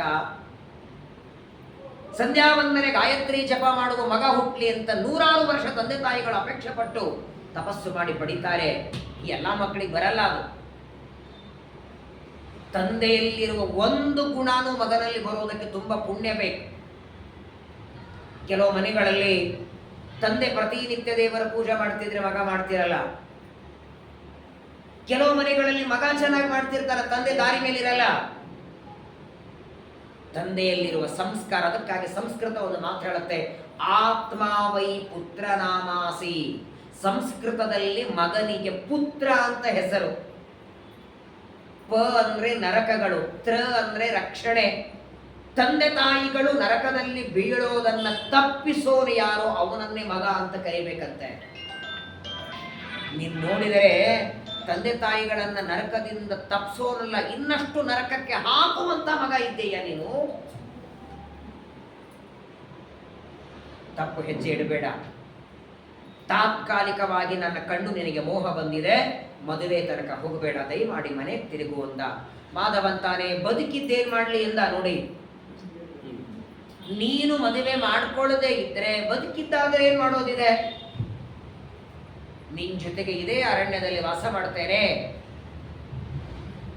ಸಮಿತ್ತು ತರ್ತೇನೆ ಅಂತ ಹೇಳಿ ಬಂದಿದ್ದಾನೆ. ಅರ್ಧ ಗಂಟೆಗೆ ಮಗ ಬರ್ತಾನೆ ಅಂತ ಅಪ್ಪ ಅಮ್ಮ ದಾರಿ ಕಾಯ್ತಿದ್ದಾರೆ. ನೀನು ಹೊರಡು, ಹಿಂದೆ ಬರ್ತೇನೆ ಅಂತ ಹೆಂಡತಿ ಹೇಳಿದ್ದ. ಆ ಕುಂತಲೆ ಜೊತೆಗೆ ಮಾತಾಡ್ತಾನೆ. ವಿಲಲಾಪ ಮಹಾರಾಜ ಬ್ರಾಹ್ಮಣಾರ್ಥಂ ಸುಮಧ್ಯಮ. ಏನ್ ಹೇಳಿದ್ರು ಕೇಳ್ತಾ ಇಲ್ಲ. ಅವನ ಬಗ್ಗೆ ಅವನಿಗೆ ಹೇಳ್ತಾಳೆ, ನೀನು ಗರ್ಭದಲ್ಲಿದ್ದಾಗ ಸೀಮಂತ ನಿಮ್ಮ ತಂದೆ ಮಾಡಿದ್ರು ನಿಮ್ಮ ತಾಯಿಗೆ. ಸೀಮಂತ ಸಂಸ್ಕಾರ, ಗರ್ಭಧಾರಣೆ ಸಂಸ್ಕಾರ, 16 ಸಂಸ್ಕಾರ ನಿನಗೆ ಮಾಡಿದ್ದಾರಯ್ಯ. ಎಲ್ಲದಕ್ಕಿಂತ ದೊಡ್ಡದು ವೇದಾಧಿಕಾರ, ಉಪನಯನ ಮಾಡಿದ್ದಾರೆ ನಿನಗೆ. ವೇದ ಮಾತಾತು ಗಾಯತ್ರಿ, ಎಲ್ಲ ವೇದಗಳಿಗೆ ತಾಯಿ ಅಂದ್ರೆ ಗಾಯತ್ರಿ. ಅಂಥ ಗಾಯತ್ರಿಯನ್ನ ನಿಮ್ಮ ತಂದೆ ಕಿವಿಯಲ್ಲಿ ಉಪದೇಶ ಮಾಡಿದ್ದಾರೆ. ಇದಕ್ಕಿಂತ ಹೆಚ್ಚಿಗೆ ಏನ್ ಬೇಕಯ್ಯ ನಿನಗೆ? ಯಾಕೆ ವ್ಯರ್ಥವಾಗಿ ನನ್ನ ಸಂಘದಲ್ಲಿ ಬೀಳ್ತಾ ಇದ್ದೆ? ಹೇಳುವಷ್ಟ ಹೇಳಿದ್ಲು. ಕೊನೆ ಕಾಲು ಬೀಳ್ತಾಳೆ. 8 ದಿಗಭಿಮಾನಿ ದೇವತೆಗಳಿಗೆ ಬೇಡ್ಕೋತಾಳೆ ಕುಂತಲೆ, ಯಾರಾದ್ರೂ ಬಂದು ಇವನನ್ನ ಕಾಪಾಡ್ರಪ್ಪ. ಕೇಳ್ತಾ ಇಲ್ಲ ಮಾಧವ. ಇಷ್ಟು ಆದ ಮೇಲೆ ಯಾವಾಗ ಅವನು ಇನ್ನಷ್ಟು ಹತ್ರ ಬರ್ತಿದ್ದ, ಆಗ ಓಡ್ಲಿಕ್ಕೆ ಶುರು ಮಾಡಿ ಬಿಡ್ತಾಳೆ. ಇವನಿಂದ ತಪ್ಪಿಸ್ಕೊಳ್ಬೇಕು ಅಂತ, ಅವನಿಂದ ತನಗೆ ಹಾನಿ ಇಲ್ಲ, ತನ್ನ ಮದುವೆ ಮಾಡಿಕೊಂಡ್ರೆ ಬ್ರಾಹ್ಮಣ ವ್ಯರ್ಥ ಹಾಳಾಗಿ ಹೋಗ್ತಾನೆ ಅಂತ ಅವನ ಬಗ್ಗೆ ಕಾಳಜಿ. ಓಡ್ತಾಳೆ ಕುಂತಲ ಬೆನ್ನ ಹತ್ತಿದ್ದಾನೆ. ಕೊನೆಗೆ ಹೋಗಿ ಕೈ ಹಿಡಿದು ಬಿಟ್ಟ. ಯಾವಾಗ ಕುಂತಲೆಯನ್ನ ಕೈ ಹಿಡಿತಾನೆ, ಆಗ ಅವಳಂತಾಳೆ, ಸರಿ, ಇಷ್ಟು ನಾನು ಬೇಡಿಕೊಂಡ್ರು ನನ್ನನ್ನೇ ಮದುವೆ ಆಗಬೇಕು ಅಂತ ಅಪೇಕ್ಷೆ ಅಲ್ಲ. ಹಾಗಾದರೆ ನೋಡು, ನಿಮ್ಮ ಬ್ರಾಹ್ಮಣರಲ್ಲಿ ಮದುವೆಯಾಗಬೇಕಾದ್ರೆ ಕೆಲವು ನಿಯಮಗಳು ಹೇಳ್ತಾರಲ್ಲ, ಹಾಗೆ ನಮ್ಮಲ್ಲೂ ನಿಯಮ ಇದೆ. ನೀನು ನನಗೆ ಗಂಡ ಆಗಬೇಕಾದರೆ ಕೆಲವು ಕಂಡೀಷನ್ ನಾನು ಹೇಳ್ತಿರೋದಕ್ಕೆ ಒಪ್ಕೋಬೇಕು ನೀನು. ಆಯ್ತು ಹೇಳಂದ ಮಾಧವ. ಮೊದಲನೇದು, ತಲೆ ಮೇಲಿರುವ ಶಿಖೆಯನ್ನ ತೆಗೆದು ಹಾಕುವನು, ಕೊರಳಲ್ಲಿರುವ ಜನಿವಾರ ಎತ್ತಿ ಬಿಸಾಕುವನು, ತುಳಸಿ ಮಣಿಯನ್ನೇ ಕಿತ್ತಿ ಹಾಕು. ಇವತ್ತಿನಿಂದ ನೀನೇ ನಿನ್ನ ಕೈಯಾರೆ ಆಕಳನ್ನು ಕೊಲ್ಲಬೇಕು, ಮಾಂಸ ನೀನು ತಿನ್ನಬೇಕು, ನನಗೂ ಕೊಡಬೇಕು. ಪ್ರತಿನಿತ್ಯ ಆಕಳ ಕಾಲಿಗೆ ನೀರು ಹಾಕಿ ಗೋಪೂಜೆ ಮಾಡೋ ಬ್ರಾಹ್ಮಣ ಗೋಹತ್ಯೆ ಮಾಡ್ಲಿಕ್ಕೆ ಶುರು ಮಾಡಿಬಿಟ್ಟ. ಅವಳು ಏನು ಹೇಳ್ತಾಳೆ ಮಾಡ್ತಿದ್ದ. ಗೋಹತ್ಯೆ ಮಾಡ್ತಾನೆ, ಮಾಂಸ ಭಕ್ಷಣ, ಮದ್ಯಪಾನ. ಒಂದು ಹೆಣ್ಣಿನ ವ್ಯಾಮೋಹದೊಳಗೆ ಬ್ರಾಹ್ಮಣ್ಯನೂ ಕಳ್ಕೊಂಡಿದ್ದಾನೆ. ಪರ್ವತದಷ್ಟು ಪಾಪ ಸಂಪಾದನೆ ಮಾಡಿದ. ಆದರೆ ಇಷ್ಟಾಗಿ ಅವಳ ಜೊತೆಗಿದ್ದದು ಎಷ್ಟು ದಿನ? 6 ತಿಂಗಳು ಮಾತ್ರ. 6 ತಿಂಗಳು. ಆ 6 ತಿಂಗಳಲ್ಲಿ ಏನೇನು ಕಳ್ಕೊಂಡ ಇವ? ಕುಂತಲೆಯ ಸಂಘದಲ್ಲಿ ಮೊದಲನೇದ್ದು ಬ್ರಾಹ್ಮಣ್ಯ ಹೋಯಿತು. ಹೋದ ಮಗ ಬರ್ತಾನೆ ಅಂತ ದಾರಿ ಕಾದು ಕಾದು ತಂದೆ ತಾಯಿಗಳ ಮರಣ ಹೊಂದಿದರೆ ಅವರಿಗೆ ಬೆಂಕಿ ಹಚ್ಚಲಿಕ್ಕೆ ಮಗ ಇಲ್ಲ. ಇವತ್ತಿಲ್ಲ ನಾಳೆ ಗಂಡ ಬರ್ತಾನೆ ಅಂತ ಹೆಂಡತಿ ದಾರಿ ಕಾಯ್ತಾ ಕೂತಿದ್ದಾಳೆ. ತಂದೆ ತಾಯಿಗಳಿಲ್ಲ, ಹೆಂಡತಿ ಇಲ್ಲ, ಮಕ್ಕಳಿಲ್ಲ. ಬ್ರಾಹ್ಮಣ್ಯ ಹೋಯಿತು. ಅವತ್ತಿನವರೆಗೆ ಮಾಡಿದ ಏಕಾದಶಿ ಉಪವಾಸ, ವಿಷ್ಣು ಪಂಚಕ, ಭೀಷ್ಮ ಪಂಚಕ, ಏನೋ ತಂದೆ ತಾಯಿಗಳ ಸೇವೆ ಮಾಡಿದ ಪುಣ್ಯ ಇತ್ತು, ಅದನ್ನೆಲ್ಲ ನೋಡಿ. ಪುಣ್ಯ ಸಂಪಾದನೆ ಮಾಡುವುದು ಎಷ್ಟು ಕಷ್ಟ ಇದೆಯಲ್ಲ, ಅದರ 2 ಪಟ್ಟು ಸಂಪಾದನೆ ಮಾಡಿದ್ದು ಉಳಿಸ್ಕೊಳ್ಳೋದ್ರಲ್ಲಿದೆ. ಕೆಲವರು ಸಂಪಾದನೆ ಮಾಡ್ತಾರೆ, ಅದರ ಉಳಿಸ್ಕೊಳ್ಳಿಕ್ಕೆ ಗೊತ್ತಿಲ್ಲ, ಅದು ಹೆಂಗೋ ಖರ್ಚಾಗಿ ಬಿಡುತ್ತದೆ. ನಮ್ಮ ಸ್ವಾಮಿಗಳು ಸತ್ಯಾತ್ಮ ತೀರ್ಥರು ಯಾವಾಗಲೂ ಹೇಳ್ತಾರೆ, ಅವರ ಉಪನ್ಯಾಸದಲ್ಲಿ ಯಾವಾಗಲೂ ಕೇಳ್ತೀರಿ, ಪರಮಾತ್ಮ 2 ಕೊಡ ಇಟ್ಟಿದ್ದಾನೆ, ಪುಣ್ಯದ ಕೊಡ, ಪಾಪದ ಕೊಡ. 2ರಲ್ಲಿ ನಾವು ಹಾಕ್ತಾ ಹೋಗ್ಬೇಕಂತೆ. ಆದರೆ ಇಡೀ ಆಯುಷ್ಯ ಮುಗಿದರೂ ನಾವು ಹೇಳೋದೇನು, ಪಾಪದ ಕೊಡ ತುಂಬಲಿ, ಪಾಪದ ಕೊಡ ತುಂಬಲಿ ಅಂತಂತೇವೆ ಹೊರತು ಪುಣ್ಯದ ಕೊಡ ತುಂಬಲಿ ಅಂತ ನಮ್ಮ ಬಾಯಿಯಿಂದ ಬರೋದೇ ಇಲ್ಲ. ಯಾಕಂದ್ರೆ ಅದು ತುಂಬೋದೇ ಇಲ್ಲ. ಯಾಕೆ ತುಂಬೋದಿಲ್ಲ? ಆ ಕೊಡದ ಕೆಳಗೆ 4 ತೂತಾಕಿಟ್ಟಿದ್ದಾನೆ. ಪುಣ್ಯದ ಕೊಡದ ಕೆಳಗೆ ಏನು ತೂತು ಅಂದ್ರೆ, ನಾನು ಮಾಡಿದೆ, ನನ್ನಿಂದ ಆಯಿತು, ನಾನೇ ಕಾರಣ. ದೇವರ ಪೂಜನೋ, ಪ್ರವಚನವೋ, ಪಾಠವೋ, ಜಪವೋ, ತೀರ್ಥಯಾತ್ರೆಯೋ, ಪ್ರದಕ್ಷಿಣೆ, ನಮಸ್ಕಾರ, ಏನೋ ಒಂದು ಸತ್ಕರ್ಮ ನೀವು ಮಾಡಿದ್ರೆ ಅದಕ್ಕೆ ಸ್ವಲ್ಪ ಪುಣ್ಯ ಕೊಡಬೇಕು ದೇವರು. ನಾನು ಮಾಡಿದೆ, ಜಳ ಜಳ ಆಗಿ ಹೋಯ್ತು. ಪುಣ್ಯ ಸಂಪಾದನೆ ನೋಡಿ, 14 ಲೋಕದಲ್ಲಿ ನಡೆಯುವ ಕರೆನ್ಸಿ ಅಂದ್ರೆ ಪುಣ್ಯ ಒಂದೇ. ಆರೋಗ್ಯ ಸರಿ ಇಲ್ಲ ಅಂತ ಹಾಸ್ಪಿಟ್ಲಿಗೆ ಹೋಗ್ತೀರಿ, ಆದರೆ ಆ ಡಾಕ್ಟರ್ ಕೊಟ್ಟ ಔಷಧ ನಿಮ್ಮ ರೋಗ ಪರಿಹಾರ ಮಾಡಲ್ಲ. ನಿಮ್ಮ ಅಕೌಂಟಲ್ಲಿ ಪುಣ್ಯ ಇದ್ರೆ, ನೀವು ಆರೋಗ್ಯವಂತರಾಗಿ ಮನೆಗೆ ಬರುವಂತಹ ಪುಣ್ಯ ಇದ್ರೆ ಮಾತ್ರ ಔಷಧ ಕೆಲಸ ಮಾಡುತ್ತದೆ. ಎಲ್ಲ ಕಡೆಗೆ ಪುಣ್ಯ ಬೇಕು. ಊಟ ಮಾಡಿದ ಅನ್ನ ಜೀರ್ಣ ಆಗ್ಲಿಕ್ಕೆ ಪುಣ್ಯ ಬೇಕು. ಒಲೆ ಮೇಲಿಟ್ಟ ಅನ್ನ ಕುದಿಲಿಕ್ಕೆ ಪುಣ್ಯ ಬೇಕು. ಪ್ರವಚನ ಮುಗಿಯೋವರೆಗೆ ಲೈಟ್ ಫ್ಯಾನ್ ಇರಬೇಕಂದ್ರೂ ಪುಣ್ಯ ಬೇಕು. ಯಾರಿಗೊತ್ತು ಮಧ್ಯದಲ್ಲಿ ಹೋದ್ರೆ 6 ಗಂಟೆಗೆ ಬರಬೇಕಾದ ನರ 6:30 ಆದರೂ ಬರಲಿಲ್ಲ ಅನ್ನೋ ಟೆನ್ಷನ್ ಶುರು ಆಗುತ್ತಲ್ಲ. ಯಾಕಂದ್ರೆ 6 ಗಂಟೆಗೆ ನೀರು ಬರುವಷ್ಟು ಪುಣ್ಯ ನಮ್ಮ ಹತ್ರ ಇರಲಿಲ್ಲ. ವಿಜಯದಾಸರು ಹೇಳ್ತಾರೆ, ಸಂಪತ್ತು ನಾವು ಗಳಿಸಬೇಕಾದದ್ದು 2 ಇದೆ ಅಂತ. ಒಂದು ಇಲ್ಲಿ ಬಿಟ್ಟು ಹೋಗೋದು, ಇನ್ನೊಂದು ಜೊತೆಗೆ ತಗೊಂಡು ಹೋಗೋದು. ಯಾವುದು ನಮ್ಮ ಜೊತೆಗೆ ಬರುತ್ತೋ ಆ ಸಂಪತ್ತನ್ನು ಗಳಿಸ್ರಿ ಅಂತ. ಆದ್ರೆ ದುರ್ದೈವ ಏನು ಗೊತ್ತಾ, ನಮ್ಮ ಜೊತೆಗೆ ಬರೋದು ಯಾವುದು ಅಂತ ಇವತ್ತಿನವರೆಗೆ ಗೊತ್ತೇ ಆಗಿಲ್ಲ. ಅಂದ್ರೆ ಗಳಿಸೋದು ಆಮೇಲೆ 60-70 ವರ್ಷದವರೆಗೆ ಯಾವುದು ಜೊತೆಗೆ ಬರುತ್ತೆ ಅಂತ ಗೊತ್ತಾಗಿಲ್ಲ. ಆದರೆ ಸಂಪಾದನೆ ಮಾಡಿದ್ದು ಮಾತ್ರ ಇಲ್ಲ ಹೇಳು. ಅದರ ಭೋಗ ಇನ್ಯಾರು ಮಾಡ್ತಾರೆ. ಮಾಧವ ಬ್ರಾಹ್ಮಣ ಎಲ್ಲ ಪಾಪ ಮಾಡ್ತಾನೆ. 6 ತಿಂಗಳು ಕುಂತಲೆ ಸತ್ತೋಗಿ ಬಿಡ್ತಾಳೆ. ಕುಂತಲೆ ಸತ್ತ ಮೇಲೆ ಭ್ರಾಂತನಾಗಿ ಬಿಟ್ಟ ಅಂತ ಗೊತ್ತಾಗಲಿಲ್ಲ ಏನ್ ಮಾಡಬೇಕು ಅಂತ. ಮನೆಗೆ ಹೋಗೋಣ ಅಂದ್ರೆ ತಂದೆ ತಾಯಿಗಳು ಈಗಾಗಲೇ ದೇಹ ಬಿಟ್ಟಿರ್ತಾರೆ. ಹೆಂಡತಿಗೆ ಮುಖ ತೋರಿಸೋದಕ್ಕೆ ನಾಚಿಕೆ ಆಗ್ತಿದೆ. ಎಲ್ಲಿ ಹೋಗ್ಬೇಕು? ಮನೆಗೆ ಹೋಗೋದಕ್ಕೆ ಮನಸ್ಸಿಲ್ಲ. ಕುಂತಲೆ ಸತ್ತೋಗಿದ್ದಾಳೆ. ಸಾಯೋದಕ್ಕೂ ಮನಸ್ಸಾಗ್ಲಿಲ್ಲ. ವಿಚಿತ್ರ ನೋಡಿ. ಅದೇ ಹೊತ್ತಿಗೆ ಆ ಕುಂತಲೆಯ ದೇಹವನ್ನ ಇಟ್ಟುಕೊಂಡು ಅಳ್ತಾ ಇದ್ದಾನೆ. ಅಳ್ತಾ ಇದ್ದಾನೆ ಅಂದ್ರೆ ಎದಕ್ಕೆ? ಅವಳು ಸತ್ತೋದ್ಲು ಅಂತಲ್ಲ, ಅವಳ ಸಂಘದಲ್ಲಿ 6 ತಿಂಗಳು ಮಾಡಿದ ಪಾಪಗಳನ್ನೆಲ್ಲ ನೆನೆಸ್ಕೊಂಡು ಅಳ್ತಿದ್ದಾನೆ. ಶಾಲಿಗ್ರಾಮದ ತೀರ್ಥ ತಗೊಳ್ಳೋ ವ್ಯಕ್ತಿ ನಾನು. ಗೋಮಾಂಸ ಭಕ್ಷಣೆ ಮಾಡಿದ್ನಲ್ಲ, ನಾನೇ ಕೈಯಾರೆ ಆಕಳನ ಕೊಂದಲ್ಲ. ಅಳ್ತಾ ಕೂತಿದ್ದಾನೆ. ಅದೇ ಹೊತ್ತಿಗೆ ಅನೇಕ ಜನ ಯಾತ್ರಿಕರು ಯಾತ್ರೆಗೆ ಹೊರಟಿದ್ರಂತೆ ಶೇಷಾಚಲಕ್ಕೆ. ದ್ವಾಪರ ಯುಗದಲ್ಲಿ ಯಾವ ಪರ್ವತಕ್ಕೆ ಶೇಷಾಚಲ ಅಂತ ಹೆಸರು, ಆ ಪರ್ವತಕ್ಕೆ 100 ಜನ ಹೊರಟಿದ್ದಾರೆ. ಬೆನ್ನತ್ತಿ ಬಿಟ್ಟ. ಏನೂ ಗೊತ್ತಿಲ್ಲ. ಅವರು ಬಾ ಅಂತ ಕರೆದಿಲ್ಲ, ಏನೂ ಇಲ್ಲ. ಅವರು ಹೊರಟಿದ್ದಾರೆ, ಹಿಂದೆ ಹೋಗ್ತಾ ಇದ್ದಾರೆ. ಅವರು ಎಲ್ಲಿ ಉಳಿತಾರೆ, ತಾವು ಅಲ್ಲಿರಬೇಕು. ಅವರೆಲ್ಲ ಊಟ ಮಾಡಿ ಬಿಸಾಕಿದ ಎಂಜಲು ತಿಂತಿದ್ದ. ಅವರ ಜೊತೆಗೆ ಯಾತ್ರೆಗೆ ಬರ್ತಾನೆ. ಅವರೆಲ್ಲರೂ ಕಪಿಲ ತೀರ್ಥಕ್ಕೆ ಬರ್ತಾರೆ. ಕಪಿಲ ತೀರ್ಥದಲ್ಲಿ ಸ್ನಾನವನ್ನ ಮಾಡ್ತಾರೆ. ಎಲ್ಲರೂ ತಮ್ಮ ತಮ್ಮ ತಂದೆ ತಾಯಿಗಳ ಸಲುವಾಗಿ ಶ್ರಾದ್ದ ಮಾಡ್ತಾರೆ. ಮಾಧವ ವಿಚಾರ ಮಾಡ್ತಾನೆ, ನಾನು 6 ತಿಂಗಳಾಯ್ತಲ್ಲ, ಮನೆ ಬಿಟ್ಟು 6 ತಿಂಗಳಾಯಿತು ಅಂದರೆ ನನ್ನ ತಂದೆ ತಾಯಿಗಳ ಸತ್ತು ಹೋಗಿರ್ತಾರೆ, ಶ್ರಾದ್ದ ಮಾಡೋದು ನಂದು ಕರ್ತವ್ಯ ಇದೆ ಅಂತ ಸ್ನಾನ ಮಾಡಿ ಶ್ರಾದ್ದ ಮಾಡಬೇಕಂತಾರೆ. ಏನ್ರಿದೆ ಅಲ್ಲಿ? ಅನ್ನ ಮಾಡಲಿಕ್ಕೆ ಅಕ್ಕಿ ಇಲ್ಲ, ಒಲೆ ಇಲ್ಲ, ಸಕ್ಕರೆ ಇಲ್ಲ, ಎಳ್ಳಿಲ್ಲ. ಅವರೆಲ್ಲ ಮಾಡುತ್ತಿದ್ದಾರೆ. ನೋಡಿದ ಅದೇ ಕಪಿಲ ತೀರ್ಥದ ಮಣ್ಣನ್ನು ತಗೊಂಡ ಮಣ್ಣಿನಿಂದ 3 ಪಿಂಡ ಮಾಡ್ತಾನೆ. ಮಣ್ಣಿನಿಂದ 3 ಪಿಂಡವನ್ನ ಮಾಡಿ ಪಿತೃ ಪಿತಾಮಹ ಪ್ರಪಿತಾಮಹ 3 ಪಿಂಡವನ್ನ ಇಟ್ಟ ಶ್ರಾದ್ದವನ್ನ ಮಾಡ್ತಾರೆ. ನೋಡಿ ಏನು ಆಶ್ಚರ್ಯ ಅಂದ್ರೆ, ಈ ಕಥೆ ಕೇಳಿದಾಗ ನಿಮಗೆ ಭ್ರಾಂತಾಗಿ ಹೋಗ್ತೀರಿ.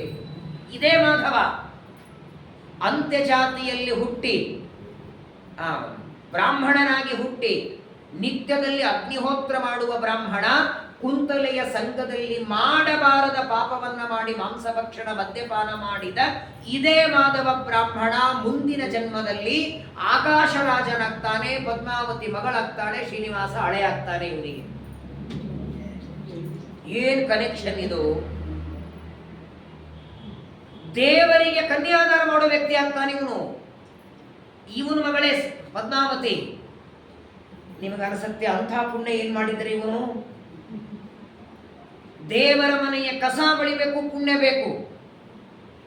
ಬ್ರಾಹ್ಮಣನಾಗಿ ಅಂತ್ಯಜಾತಿಯಲ್ಲಿ ಹುಟ್ಟಿದ್ನಲ್ಲ, ಅಂತ್ಯಜಾತಿಯ ಸಂಘ ಮಾಡಿದವ, ಗೋಮಾಂಸ ಭಕ್ಷಣೆ ಮಾಡಿದವ, ಮಾಡಬಾರದ ಇಷ್ಟೆಲ್ಲ ಪಾಪ ಮಾಡಿದ ಇವನಿಗೆ ಪರಮಾತ್ಮನಿಗೆ ಮಾವನಾಗುವ ಭಾಗ್ಯ ಹೇಗೆ ಬಂತು ಅಂತ ಜನಕರಾಜ ಕೇಳ್ತಾನೆ.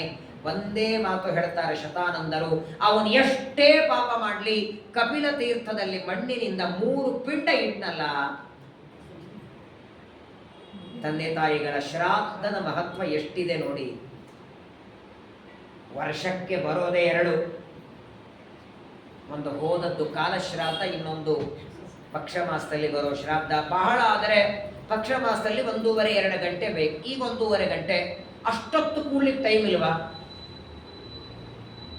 ಎಷ್ಟೊತ್ತಾಗತ್ತೆ ಆಚಾರ್ಯ? ಮೊದಲನೇ ಪ್ರಶ್ನೆ ಅದು. ಬೇಗ ಮುಗಿಸ್ರಿ ಅಂತಾರೆ, ಅಲ್ಲಿ ಹೋಗಬೇಕು, ಇಲ್ಲಿ ಹೋಗಬೇಕು.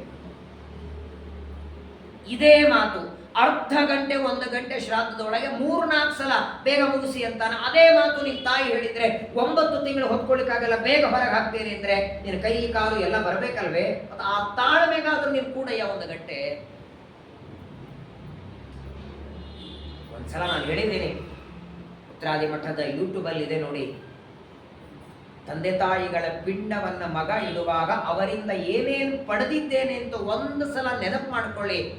ನಾನು ಕೊಡೋದು ಎಷ್ಟು ಸ್ವಲ್ಪ ಅಂತ ಗೊತ್ತಾಗತ್ತೆ. ಪ್ರವಚನ ಮುಗಿದ ಮೇಲೆ, ಮಂಗಳಾರತಿ ಆದ ಮೇಲೆ ಈ ಪುಸ್ತಕವನ್ನ ನಿಮ್ಮ ಕೈ ಕೊಡ್ತೇನೆ. ಮತ್ತೆ ನಾಳೆ ತಗೊಂಡೋಗಿ ಬರೋದರಲ್ಲೇನಿಲ್ಲ, ಅದಕ್ಕೆ ನಿಮ್ಮ ಕೈಯಾಗ ಕೊಡ್ತೇನೆ. ನೀವು ಕೆಳಗಿಡೋ ಹಂಗಿಲ್ಲ, ನಾನು ಬರೋವರೆಗೆ ಹಿಂಗೆ ಹಿಡ್ಕೊಂಡು ಕೊಡ್ಬೇಕು. ನಾಳೆ ಸಾಯಂಕಾಲ 6:30ವರೆಗೆ. ಇನ್ನೂ ನಾನು ಅಲ್ಲಿ ಹೋಗಿರಲ್ಲ, ತಂದು ಇಟ್ಬಿಡ್ತಾರೆ. ಅವನಿಗೇನು ಆಚಾರ ತಲೆ, ಅಲ್ಲಿವರೆಗೆ ಹೆಂಗೆ ಇಟ್ಕೋತಾರೆ ವಿಚಾರ ಮಾಡಿ. ಕೈಯೊಳಗೆ ಬಹಳ ಅಂದ್ರೆ ಒಂದು ಅರ್ಧ ಕೆಜಿ ಇರಬಹುದು, ಬಹಳ 1 ಕೆಜಿ ಅನ್ಕೊಳ್ಳಿ. 1 ಕೆಜಿ ಅರ್ಧ ಕೆಜಿ ಪುಸ್ತಕ ಕೈಯಲ್ಲಿ ಅರ್ಧ ಗಂಟೆ ಹಿಡೀರಿ ಅಂದ್ರೆ ಹಿಡಿಲಿಕ್ಕೆ ರೆಡಿ ಇಲ್ಲ. ಕೈಯೊಳಗಲ್ಲ, ಹೊಟ್ಟಿಯೊಳಗೆ 3 ಕೆಜಿ ಮಗುವನ್ನ 9 ತಿಂಗಳು ಹಿಡ್ಕೊತಾಳಲ್ಲ ತಾಯಿ, ಏನವಳ ತ್ಯಾಗ! ಇಡೀ ಜಗತ್ತಿನೊಳಗೆ ತ್ಯಾಗದ ಮೂರ್ತಿ ಅಂದ್ರೆ ತಾಯಿ. 9 ತಿಂಗಳೊಳಗೆ ಅವಳ 2ನೇ ಜನ್ಮ ಆಗಿರ್ತದೆ. ಪ್ರಾಯ ನೀವು ಕೂತವರೆಲ್ಲ ಕೆಲವರು ತಾಯಿ ಆಗಿರಿ, ಅಜ್ಜಿನೂ ಆದವರು ಕೆಲವರು ಇದ್ದೀರಿ, ನಿಮ್ಗೆಲ್ಲ ಗೊತ್ತಿರತ್ತೆ ಎಷ್ಟು ಕಷ್ಟ, ಏನು ವೇದನೆ.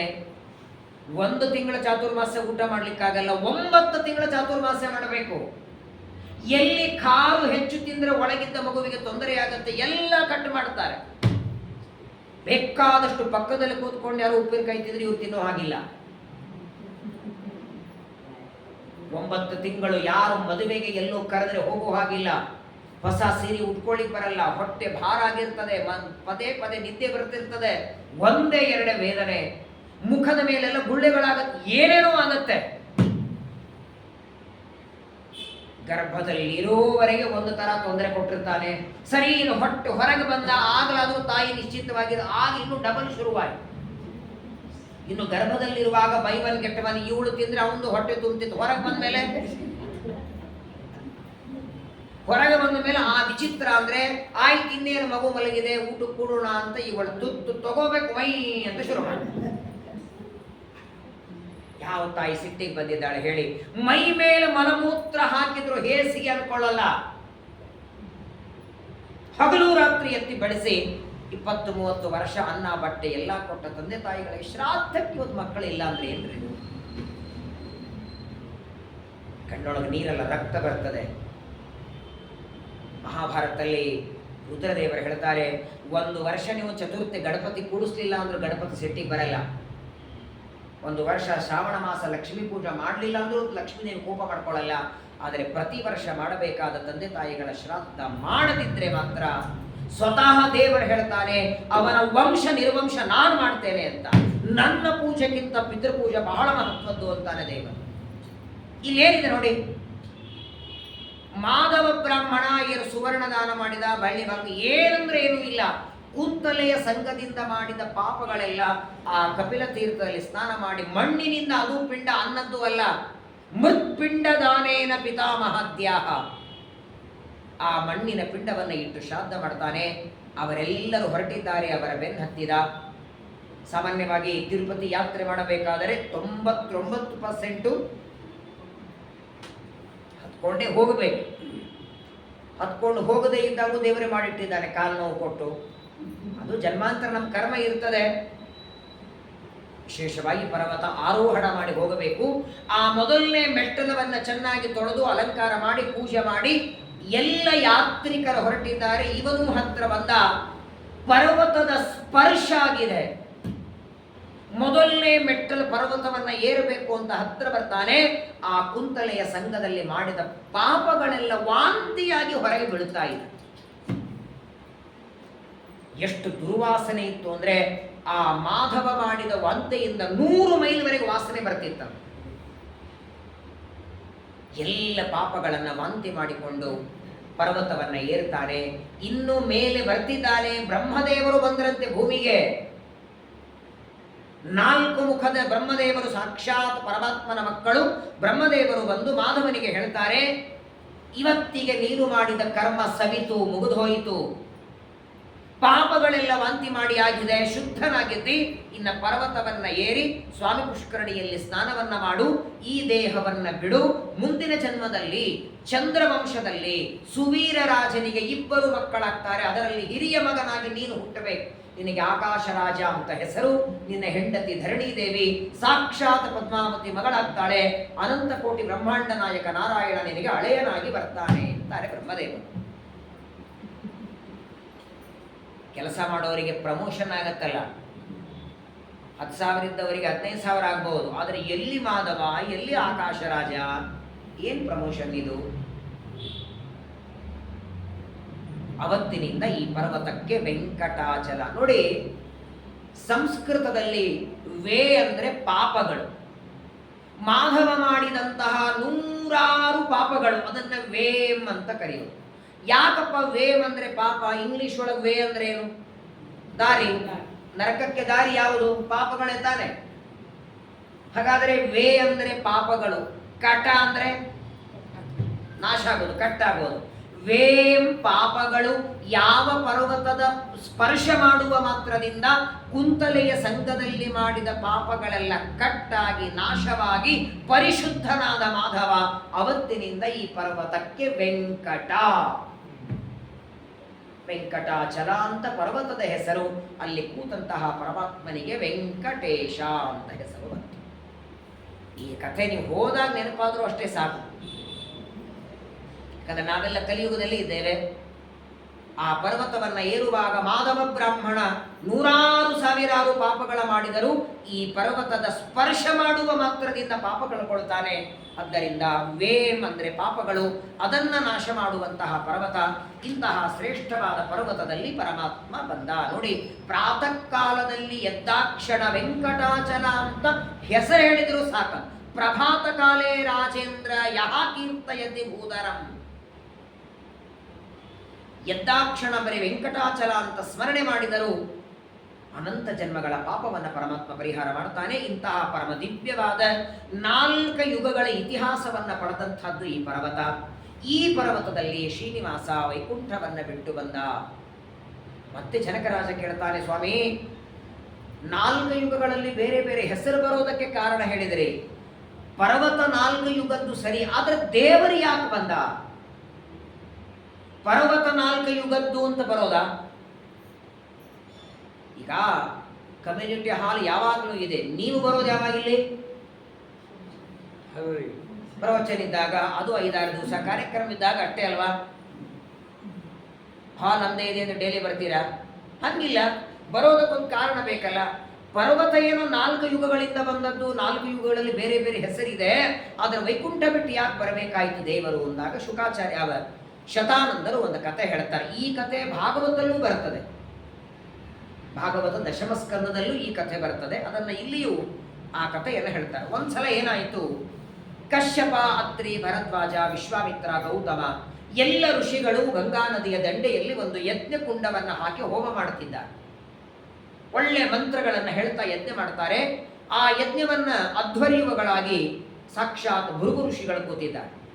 ಅದೇ ಸಂದರ್ಭದಲ್ಲಿ ನಾರದರು ಅಲ್ಲಿಗೆ ಬಂದರು. ದೇವಲೋಕದ ಗುರುಗಳು ನಾರದರು ಬಂದು ಋಷಿಗಳಿಗೆಲ್ಲ ಕೇಳ್ತಾರೆ, ಮಾಡುವ ಯಜ್ಞವನ್ನ ಯಾರಿಗೆ ಸಮರ್ಪಣೆ ಮಾಡ್ತೀರಿ? ನಿಮ್ಮ ಯಜ್ಞದ ಫಲ ಕೊಡುವ ವ್ಯಕ್ತಿ ಯಾರು? ಇದು ಗೊತ್ತಿಲ್ಲದೆ ನೀನು ಮಾಡಲ್ಲ. ಯಜ್ಞ ಮಾಡ್ತಾ ಇದ್ದದ್ದು ಋಷಿಗಳು, ಮಹಾಜ್ಞಾನಿಗಳು. ಆದರೆ ನಾರದರು ಕೇಳಿದಾಗ ತತ್ಕಾಲದಲ್ಲಿ ಅವರಿಗೆ ಪ್ರಶ್ನೆಗೆ ಉತ್ತರ ಬರಲಿಲ್ಲ. ಒಬ್ಬರು ಮಾರಿ ಒಬ್ಬರು ನೋಡುತ್ತಿದ್ದಾರೆ. ಹೌದು, ಯಾರಿಗೆ ಸಮರ್ಪಣೆ ಮಾಡಬೇಕು? ನಿಮ್ಗೆ ಗೊತ್ತಾ? ಅವ್ರಿಗೆ ಕೇಳಿದ್ರು, ಇವ್ರಿಗೆ ಕೇಳಿದ್ರು, ಇವ್ರಿಗೆ ಕೇಳಿದ್ರು. ಕೆಲವರು ಹಾಗಿರ್ತಾರೆ, ಏನ್ ಮಾಡಬೇಕು ಗೊತ್ತಿಲ್ಲ, ಒಟ್ಟಿಗೆ ಅವ್ರು ಮಾಡ್ತಾರೆ, ಇವ್ರು ಮಾಡಬೇಕು. ಎಲ್ಲೋ ಕಾರ್ಯಕ್ರಮದ ನೋಡ್ತಾರೆ, ಅವ್ರು ಬೆಳಿ ತಂಗಿಡ್ರು, ನಾವು ಬೆಳಿ ತಂಗಿಡ್ಬೇಕು, ಅಷ್ಟೇ ಗೊತ್ತವರಿಗೆ. ಪ್ರಾಯ ಒಬ್ಬರು ಮಾಡಿದ್ದನ್ನ ನೋಡಿ ಮಾಡಿ ಬೇಡ ಅಂತಿಲ್ಲ, ಆದ್ರೆ ಅದು ಯಾಕೆ ಅಂತ ಗೊತ್ತಿದ್ದು ಮಾಡಬೇಕು. ಅವ್ರೇನೋ ವೈಶ್ವರ್ಯ ಮಾಡುವಾಗ ಅಕಸ್ಮಾತ್ ಕಚ್ಚಿ ಬಿಚ್ಚಿತು, ಕಚ್ಚಿ ಬಿಚ್ಚು ವೈಶ್ವರ್ಯ ಮಾಡ್ತಾರೆ. ಅಂದ್ರೆ ಕಚ್ಚಿ ಬಿಚ್ಚೋದು ಒಂದು ವೈಶ್ವದೇವದ ನಿಯಮ. ಆಚಮನ ಸಂಕಲ್ಪ ಮಾಡಿ ವೈಶ್ವದೇವಂ ಕರಿಷಿ ಅಂತ ಆದ ಮೇಲೆ ಕಚ್ಚಿ ಬಿಚ್ಚೋದು. ಅವ್ರು ಮಾಡಿದ್ ನೋಡಿ, ಅಯ್ಯ ಅವ್ರದ್ದು ಅಕಸ್ಮಾತ್ ಆಗಿ ಬಿಚ್ಚಿತ್ತದು. ಹೀಗೆಲ್ಲ ಇದ್ದಾರೆ ಈಗ. ಅವ್ರು ಏನ್ ಮಾಡ್ತಾರೆ, ಹೇಗ್ ಮಾಡ್ತಾರೆ? ನಮ್ಮ ಸ್ವಾಮಿಗಳು ಹೇಳ್ತಿದ್ರಲ್ಲ, ಮನೆಯಲ್ಲಿ ಬೆಕ್ಕ ಸಾಕೊಂಡಿದ್ದ ಅಂತ ಬ್ರಾಹ್ಮಣ, ಏನೋ ಅನಿವಾರ್ಯ ಶ್ರಾದ್ದ ಬಂತು ಅಂದ್ರೆ ಆ ಬೆಕ್ಕಿನ ಮೇಲೆ ಒಂದು ಬಿದಿರಿನ ಬುಟ್ಟಿ ಮುಚ್ಚಬೇಕು. ಯಾಕಂದ್ರೆ ಹಾಲು ಮೊಸರು ಎಲ್ಲ ಪಾಪ ತಿಂತದೆ ಅಂತ. ಶ್ರಾದ್ದ ಆಗೋವರೆಗೂ ಮುಚ್ಚುತ್ತಿದ್ದ. ಅದನ್ನು ಅಪ್ಪ ಮುಚ್ಚೋದನ್ನ ಮಗ ನೋಡಿ ನೋಡಿ ಕೊನೆಗೆ ಅಪ್ಪ ಸತ್ತ ಮೇಲೆ ಅಪ್ಪನ ಶ್ರಾದ್ದ ಬಂತು, ಮಗ ಬೆಕ್ಕ ತರಲಿಕ್ಕೆ ಹೋದ ಬೆಳಗ್ಗೆ ಶ್ರಾದ್ದದ ದಿನ. ಸ್ವಲ್ಪ ಸೊಸೆ ಹೀಗೆ ನಿಮ್ಮ ಪ್ರವಚನಕ್ಕೆ ಬಂದವಳಿದ್ಲು. ಸೊಸೆ ಅಂತಾಳೆ, ಶ್ರಾದ್ದಕ್ಕೆ ಅಕ್ಕಿ ಬೇಕು, ಎಳ್ಳು ಬೇಕು, ಬ್ರಾಹ್ಮಣ ಬೇಕು, ಬೆಕ್ಕಿ ಹಾಕಬೇಕು. ನಮ್ಮ ಅಪ್ಪ ಮುಚ್ಚಿಡ್ತಿದ್ದ, ಅದು ಮನೆಯಲ್ಲಿ ಓಡಾಡೋ ಬೆಕ್ಕಿತ್ತು ಅಂತ ಮುಚ್ಚಿಟ್ರು. ಆದ್ರೆ ಅದು ಒಂದು ಶ್ರಾದ್ದದ ನಿಯಮ ಅನ್ಕೊಂಡ್ಬಿಟ್ಟ ಮಗ. ಒಂದು ಬೆಕ್ಕು ತಂದು ಮುಚ್ಚಿಟ್ಟೆ ಶ್ರಾದ್ದ ಮಾಡಬೇಕು. ನೇಹ ವಿಕ್ರಮನಾಶೋಸ್ತಿ ಪ್ರತ್ಯವಾಯೋ ನ ವಿದ್ಯತೆ. ಕೃಷ್ಣ ಗೀತೆಯಲ್ಲಿ ಹೇಳ್ತಾನೆ, ಮಾಡಿ ಒಬ್ಬರು ಮಾಡಿದ್ದನ್ನು ಅವಶ್ಯ ಅನುಕರಣೆ ಮಾಡಬೇಕು, ಆದ್ರೆ ಸ್ವಲ್ಪ ಮಟ್ಟಿಗಾದರೂ ಅದು ಗೊತ್ತಿರಬೇಕು. ಯಾರಿಗೆ ಸಮರ್ಪಣೆ ಮಾಡುತ್ತಿದ್ದೀರಿ ಅಂತ ಕೇಳ್ತಾರೆ. ಕೊನೆಗೆ ಋಷಿಗಳೆಲ್ಲ ಭೃಗು ಋಷಿಗಳಂತಾರೆ, ನೋಡಿ ಸ್ವಾಮಿ, ನಾರದರ ಪ್ರಶ್ನೆಗೆ ನಮ್ಗೇನು ಉತ್ತರ ಗೊತ್ತಾಗ್ತಿಲ್ಲ, ಒಂದು ಕೆಲಸ ಮಾಡಿ, 3 ಲೋಕದಲ್ಲಿ ಸರ್ವೋತ್ತಮನಾದ ವ್ಯಕ್ತಿ ಯಾರು ಅಂತ ಪರೀಕ್ಷೆ ಮಾಡ್ಕೊಂಡು ಬನ್ನಿ ಆಗಲಿ ಅಂತ ನಾರದರು ಮೊದಲು ಸತ್ಯಲೋಕಕ್ಕೆ ಬರ್ತಾರೆ. ಸತ್ಯಲೋಕದಲ್ಲಿ ಬಂದಾಗ ನೋಡುತ್ತಾರೆ, ಬ್ರಹ್ಮದೇವರು ಪರಮಾತ್ಮನ ಧ್ಯಾನ ಮಾಡ್ತಿದ್ರು. ಸ್ವಲ್ಪ ಹೊತ್ತು ನಿಂತು ನಮಸ್ಕಾರ ಮಾಡಿದರು. ಬ್ರಹ್ಮದೇವರು ನೋಡ್ಲಿಲ್ಲ, ಮಾತಾಡಿಸ್ಲಿಲ್ಲ. ನಾರದರಂದ್ರು, ಇವರೇನ್ ಸರ್ವೋತ್ತಮನ? ಗುರು ಋಷಿಗಳಂತಾರೆ, ಇವರೇನ್ ಸರ್ವೋತ್ತಮರಲ್ಲ, ಯಾರನ್ನು ಸ್ತೋತ್ರ ಮಾಡುತ್ತಿದ್ದಾರೆ. ಕೈಲಾಸಕ್ಕೆ ಬರ್ತಾರೆ. ಅಲ್ಲಿ ಬಂದು ನೋಡುತ್ತಾರೆ, ರುದ್ರದೇವರು ತ್ರಿಶೂಲ ತಗೊಂಡು ಹೊಡಿಲಿಕ್ಕೆ ಬಂದ್ರ. ಪಾರ್ವತಿ ತೊಡೆ ಮೇಲೆ ಕೂತ್ಕೊಂಡಿದ್ದು ನಾಚಿಕೆ ಆಯ್ತು ಅವಳಿಗೆ. ಆಗ ಇಷ್ಟು ಸಿಟ್ಟು ಬರ್ತದೆ. ಆಗಲೇ ಶಾಪ ಕೊಟ್ಟದ್ದು, ನಿನಗೆ ಮೂರ್ತಿ ಪೂಜೆ ಬೇಡ, ಲಿಂಗ ಪೂಜೆನೇ ಕಲಿಯುಗದಲ್ಲಿ ನಡೀಲಿ ಅಂತ. ಹಾಗಾಗಿ ರುದ್ರದೇವರ ಲಿಂಗ ಪೂಜೆ ಪ್ರಸಿದ್ಧಿಯಾಯಿತು. ಕೊನೆಗೆ ವೈಕುಂಠಕ್ಕೆ ಬರ್ತಾರೆ. 2 ಕಡೆಗೆ ಮರ್ಯಾದೆ ಸಿಕ್ಕಿರಲಿಲ್ಲ ಭೃಗು ಋಷಿಗಳಿಗೆ. ಪರಮಾತ್ಮ ಮಲಗಿದ್ದ, ಜೋರಾಗಿ ಬಂದಂತೆ ಬಂದು ಎದೆಗೆ ಒದಿತಾರೆ, ದೇವರ ಎದೆಗೆ. 3 ಕಣ್ಣಿತ್ತು, ಕಾಲಲ್ಲಿ ಒಂದು ಅಹಂಕಾರದ ಕಣ್ಣು, ಅದು ಪರಮಾತ್ಮನ ಎದೆಗೆ ಒದಿತಾರೆ. ದೇವರು ಮಲಗಿದ ನೋಡಿ, ದೇವರಿಗೆ ನಿದ್ದೆ ಇಲ್ಲ. ಭೃಗು ಋಷಿಗಳು ಬಂದು ಎದೆಗೆ ಒದ್ರೆ ಕಣ್ಣು ತೆಗೆದು, ಯಾಕೆ ಒದ್ರಿ ಅಂತ ಕೇಳಲಿಲ್ಲ, ಕೋಪ ಮಾಡ್ಕೊಳ್ಳಿಲ್ಲ. ಭೃಗು ಋಷಿಗಳಿಗಂತಾನೆ, ಕಠೋರವಾದ ನನ್ನ ಎದೆಗೆ ಒದ್ದು ನಿಮ್ಮ ಪಾದಕ್ಕೆ ಎಷ್ಟು ನೋವಾಗಿದೆಯೋ ಪಾಪ. ಲಕ್ಷ್ಮೀದೇವಿಗೆ ಹೇಳ್ತಾನೆ, ನೀರನ್ನು ತಂದು ಚೆನ್ನಾಗಿ ಎಣ್ಣೆ ಹಚ್ಚಿ ಬಿಸಿ ನೀರಿನಿಂದ ಪಾದ ಪೂಜೆ ಮಾಡ್ತಾನೆ. ಭೃಗು ಋಷಿಗಳ ಪಾದೋದಕ ತಲೆಗೆ ಹಾಕೊಂಡ. ಇದೇ ಭೃಗು ಋಷಿಗಳು ಮುಂದೆ ಪರಮಾತ್ಮನಿಗೆ ತಮ್ಮ ಮಗಳನ್ನು ಕೊಟ್ಟು ಮದುವೆ ಮಾಡುತ್ತಾರೆ. ಭೃಗು ಋಷಿಗಳಿಗೆ 3 ಜನ ಮಕ್ಕಳು, ಧಾತ ವಿಧಾತ ಅಂತ ಗಂಡು ಮಕ್ಕಳು, ಸಾಕ್ಷಾತ್ ಲಕ್ಷ್ಮೀದೇವಿ ಮಗಳು. ಆದ್ದರಿಂದ ಅವಳಿಗೆ ಭಾರ್ಗವಿ ಅಂತ ಹೆಸರು. ನಾಳೆ ಶುಕ್ರವಾರ ಲಕ್ಷ್ಮೀವಾರ ಅಂತೀವಲ್ಲ, ಭೃಗುವಾಸರ, ಭೃಗು ಋಷಿಗಳ ಮಗಳಾದದ್ದರಿಂದ ಲಕ್ಷ್ಮೀದೇವಿಗೆ ಭಾರ್ಗವಿ. ಆ ಮಗಳನ್ನ ಕೊಟ್ಟ ಒಂದು ಸಲಿಗೆಯಿಂದಲೇ ಪರಮಾತ್ಮನ ಎದೆಗೆ. ಆದರೆ ನೋಡಿ, ಎದೆಗೆ ಒದ್ದ ಪಾಪದಿಂದ ಆ ಭೃಗು ಋಷಿಗಳು ಮುಂದೆ ಕಂಸನ ಶರೀರದಲ್ಲಿ ಇರ್ತಾರೆ. ಕೃಷ್ಣನ ಸೋದರ ಮಾವನಾದ ಕಂಸನ ಶರೀರದಲ್ಲಿ ಭೃಗು ಋಷಿಗಳಿದ್ದು ಪರಮಾತ್ಮನ ವಿರೋಧವನ್ನು ಮಾಡ್ತಾರೆ ಅಂತ ನಾವು ಭಾಗವತದಲ್ಲಿ ಕೇಳ್ತೇವೆ. ಹಾಗಾಗಿ ಈ ಎಷ್ಟು ಕಥೆಯಿಂದ ಏನ್ ತಿಳಿತು ನಮಗೆ? ರುದ್ರದೇವರು ಸರ್ವೋತ್ತಮರಲ್ಲ, ಬ್ರಹ್ಮದೇವರು ಸರ್ವೋತ್ತಮರಲ್ಲ, ವಿಷ್ಣು ಮಾತ್ರ ಸರ್ವೋತ್ತಮ ಅಂತ ನಿರ್ಣಯ ಹೇಗೆ ಮಾಡಿದರು? ಯಾವಾಗ ಪರಮಾತ್ಮನ ಎದೆಗೆ ಭೃಗು ಋಷಿಗಳು ಒದ್ದಾಗಲೂ ಕೋಪ ಮಾಡಿಕೊಳ್ಳದೆ ಅತ್ಯಂತ ವಿನಮ್ರದಿಂದ ಪಾದಪೂಜೆಯನ್ನು ಮಾಡಿದ್ದನ್ನು ನೋಡಿ, ಇಷ್ಟು ತಾಳ್ಮೆ, ಇಷ್ಟು ಸಹನೆ, ಇದು ಕೇವಲ ವಿಷ್ಣುವಿನಲ್ಲಿ ಇರಲಿಕ್ಕೆ ಮಾತ್ರ ಸಾಧ್ಯ.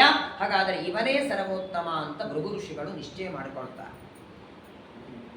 ಅಷ್ಟಾಯಿತು. ಭೃಗು ಋಷಿಗಳು ಬಂದು ಎಲ್ಲ ಋಷಿಗಳಿಗೆ ಹೇಳ್ತಾರೆ, ಹರಿಸರ್ವೋತ್ತಮ ಸಾಕ್ಷಾತ್ ರಮಾದೇವಿ ತದಂತರಂ ವಿಧಿವಾಯು ತದಂತೆ ಶರವಪೂರ್ವಕ ಪರಮಾತ್ಮ ಲಕ್ಷ್ಮೀ ಬ್ರಹ್ಮ ವಾಯು ಭಾರತೀ ಸರಸ್ವತಿ ಗರುಡ ಶೇಷ ರುದ್ರ ಇಂದ್ರ ಕಾಮ ತಾರತಮ್ಮೆಲ್ಲ ಹೇಳಿ ಸರ್ವೋತ್ತಮನಾದವನು ದೇವರೇ, ಅವನಿಗೆ ಯಜ್ಞ ಸಮರ್ಪಣೆ ಮಾಡಿ. ಇಷ್ಟಾಯಿತು. ಆದರೆ ಇದೇ ಒಂದು ನಿಮಿತ್ತ ಮಾಡಿಕೊಂಡು ಲಕ್ಷ್ಮೀದೇವಿ ಪರಮಾತ್ಮನ ಜೊತೆಗೆ ಪ್ರೇಮ ಕಲಹ ಮಾಡಿದ್ದು. ಲಕ್ಷ್ಮೀದೇವಿ ಅಂತಾಳೆ, ನಾನು ವಾಸ ಮಾಡುವಂತಹ ಒಂದು ವಕ್ಷಸ್ಥಳಕ್ಕೆ ಒಬ್ಬ ಋಷಿಗಳು ಬಂದು ಎದೆಯಿಂದ ಒದ್ರೆ ಯಾಕಂತೂ ಪ್ರಶ್ನೆ ಕೇಳಲಿಲ್ಲ ನೀವು. ಅವರ ಕಾಲಿಗೆ ನೋವಾಯಿತು ಅಂತ ನನಗೆ ನೀರು ಹಾಕಂತೀರಿ. ಮತ್ತೆ ಲಕ್ಷ್ಮೀದೇವಿ ನೀರು ಹಾಕು, ನಾನು ಪಾದ ಪೂಜೆ ಮಾಡ್ಬೇಕಂತೀರಿ. ನನಗಿಂತಲೂ ಆ ಋಷಿಗಳೇ ನಿಮಗೆ ಹೆಚ್ಚಾಯಿತು. ಹಾಗಾಗಿ ನಾನು ವಾಸ ಮಾಡುವ ವಕ್ಷಸ್ಥಳಕ್ಕೆ ಒಬ್ಬ ಋಷಿಗಳು ಒದ್ದು ಅವಮಾನ ಆದದ್ದಕ್ಕೆ ಇವತ್ತು ನಾನು ಇಲ್ಲಿರೋದಿಲ್ಲ, ಹೀಗೆ ನಾನು ಹೊರಟೆ. ನೋಡಿ, ನಮ್ಮ ಜಗದ್ಗುರುಗಳಾದ ಮಧ್ವಾಚಾರ್ಯ ಅಂತೊಬ್ಬರು ಇದ್ದಾರೆ, ತ್ರೈಲೋಕ್ಯಾಚಾರ್ಯರು. ಇದಕ್ಕೆಲ್ಲ ವ್ಯತ್ಯಾಸ ಬಹಳ ಚೆನ್ನಾಗಿ ಬರೀತಾರೆ. ವಾಸ್ತವಿಕವಾಗಿ ಆಚಾರ್ಯರು ಭಾಗವತಕ್ಕೆ ತಾತ್ಪರ್ಯ ಬರೆದಂಗೆ ಯಾವ ಪುರಾಣಕ್ಕೆ ಬರೆದಿಲ್ಲ.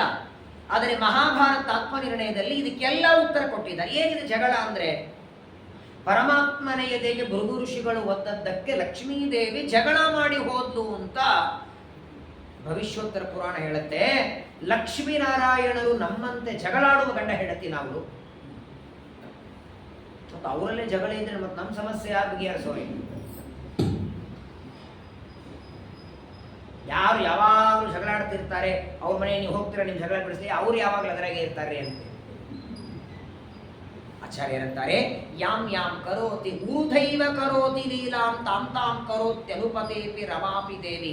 ಮಹಾಭಾರತ ಆತ್ಮನೇಣದಲ್ಲ ಶ್ರೀಮದಾಚಾರ್ಯ ಹೇಳ್ತಾರೆ. ಇದೆಲ್ಲ ನೋಡಿ, ಪರಮಾತ್ಮ ಲಕ್ಷ್ಮೀದೇವಿ ಜಗತ್ತಿಗೆ ಮಾಡುವ ದೊಡ್ಡ ಅನುಗ್ರಹ ಅಂತೆ. ಅವತ್ತು ಲಕ್ಷ್ಮೀದೇವಿ ಪರಮಾತ್ಮನ ಜೊತೆಗೆ ಪ್ರೇಮ ಕಲಹ ಮಾಡಿ ಕೊರವೀರಪುರಕ್ಕೆ ಕೊಲ್ಲಾಪುರಕ್ಕೆ ಬಂದಿರಲಿಲ್ಲ ಅಂದ್ರೆ ನೀವೆಲ್ಲ ಹಾಡ್ತಿದ್ರಿ ಭಾಗ್ಯದ ಲಕ್ಷ್ಮೀ ಬಾರಮ್ಮ ಅಂತ. ಅವಳೆಲ್ಲಿ ಬರ್ತಿದ್ಲು ನಿಮ್ಮನೆಗೆ? ಅವಳು ಬರಬೇಕು ಅಂದ್ರೆ ಇಲ್ಲೇ ಪಕ್ಕದವ್ರು ಇದ್ದವರೇ ನಿಮ್ಮ ಮನೆಗೆ ಬರಲ್ಲ, ಅಷ್ಟು ದೂರಿಂದ ಬರಬೇಕಲ್ಲ. ಅವಳು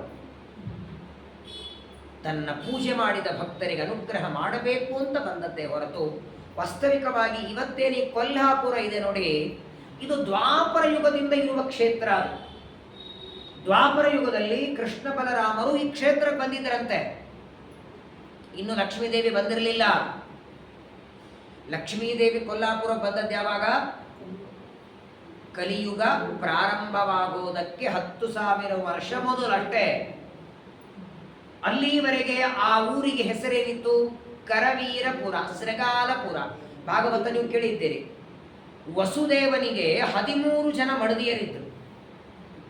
ವಸುದೇವನ ಹೆಂಡತಿ ದೇವಕಿಯಲ್ಲಿ ಕೃಷ್ಣ ಹೇಗೆ ಮಗನೋ, ಅದೇ ವಸುದೇವನ 2 ಮಕ್ಕಳು. ಒಬ್ಬವನು ಶ್ರೀಗಾಲ ವಾಸುದೇವ, ಇನ್ನೊಬ್ಬವನು ಪೌಂಡ್ರಕ ವಾಸುದೇವ ಅಂತ ಕೃಷ್ಣನ ಅಣ್ಣಂದ್ರಿವರು. ಅದರೊಳಗೆ ಶ್ರೀಗಾಲ ವಾಸುದೇವ ಈ ಊರಲ್ಲಿ ಇರ್ತಿದ್ದ. ಅವನ ಪಟ್ಟಣ ಅದು. ಶ್ರೀಗಾಲ ಅಂದ್ರೆ ನರಿ. ಸಂಸ್ಕೃತದಲ್ಲಿ ಶ್ರೀಗಾಲ ಅಂತಾರೆ, ಕನ್ನಡದಲ್ಲಿ ನರಿ ಅಂತಾರೆ. ಮರಾಠಿಯೊಳಗೆ ಕೊಲ್ಲ ಅಂತಾರೆ, ಹಾಗಾಗಿ ಕೊಲ್ಲಾಪುರ. ಅದು ವಾಸ್ತವಿಕವಾಗಿ ಶ್ರಗಾಲ ವಾಸುದೇವನ ಪಟ್ಟಣ. ಅವನು ಬಹಳ ವಿಚಿತ್ರ ನೋಡಿ.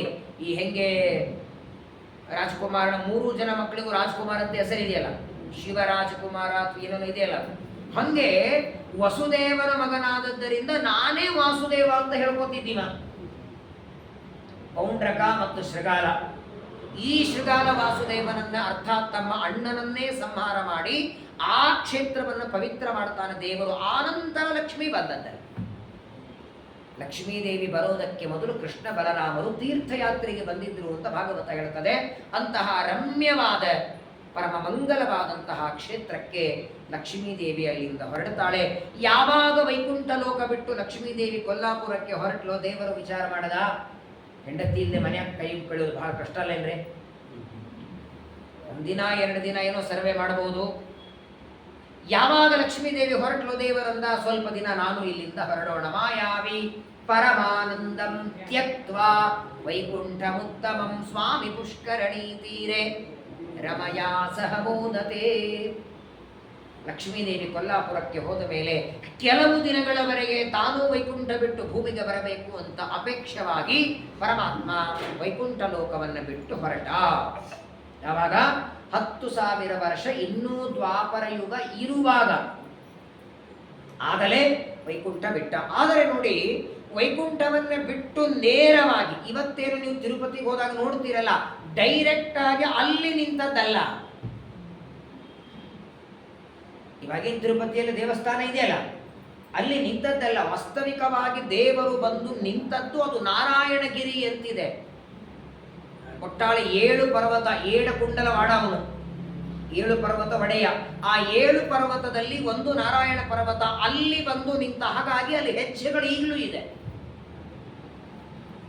ವೈಕುಂಠ ಲೋಕದಿಂದ ನಾರಾಯಣ ಪರ್ವತದಲ್ಲಿ ನಿಂತು ಎಲ್ಲ ಕಡೆಗೆ ನೋಡಿದ. ಏನ್ ನೋಡ್ತಾನೆ?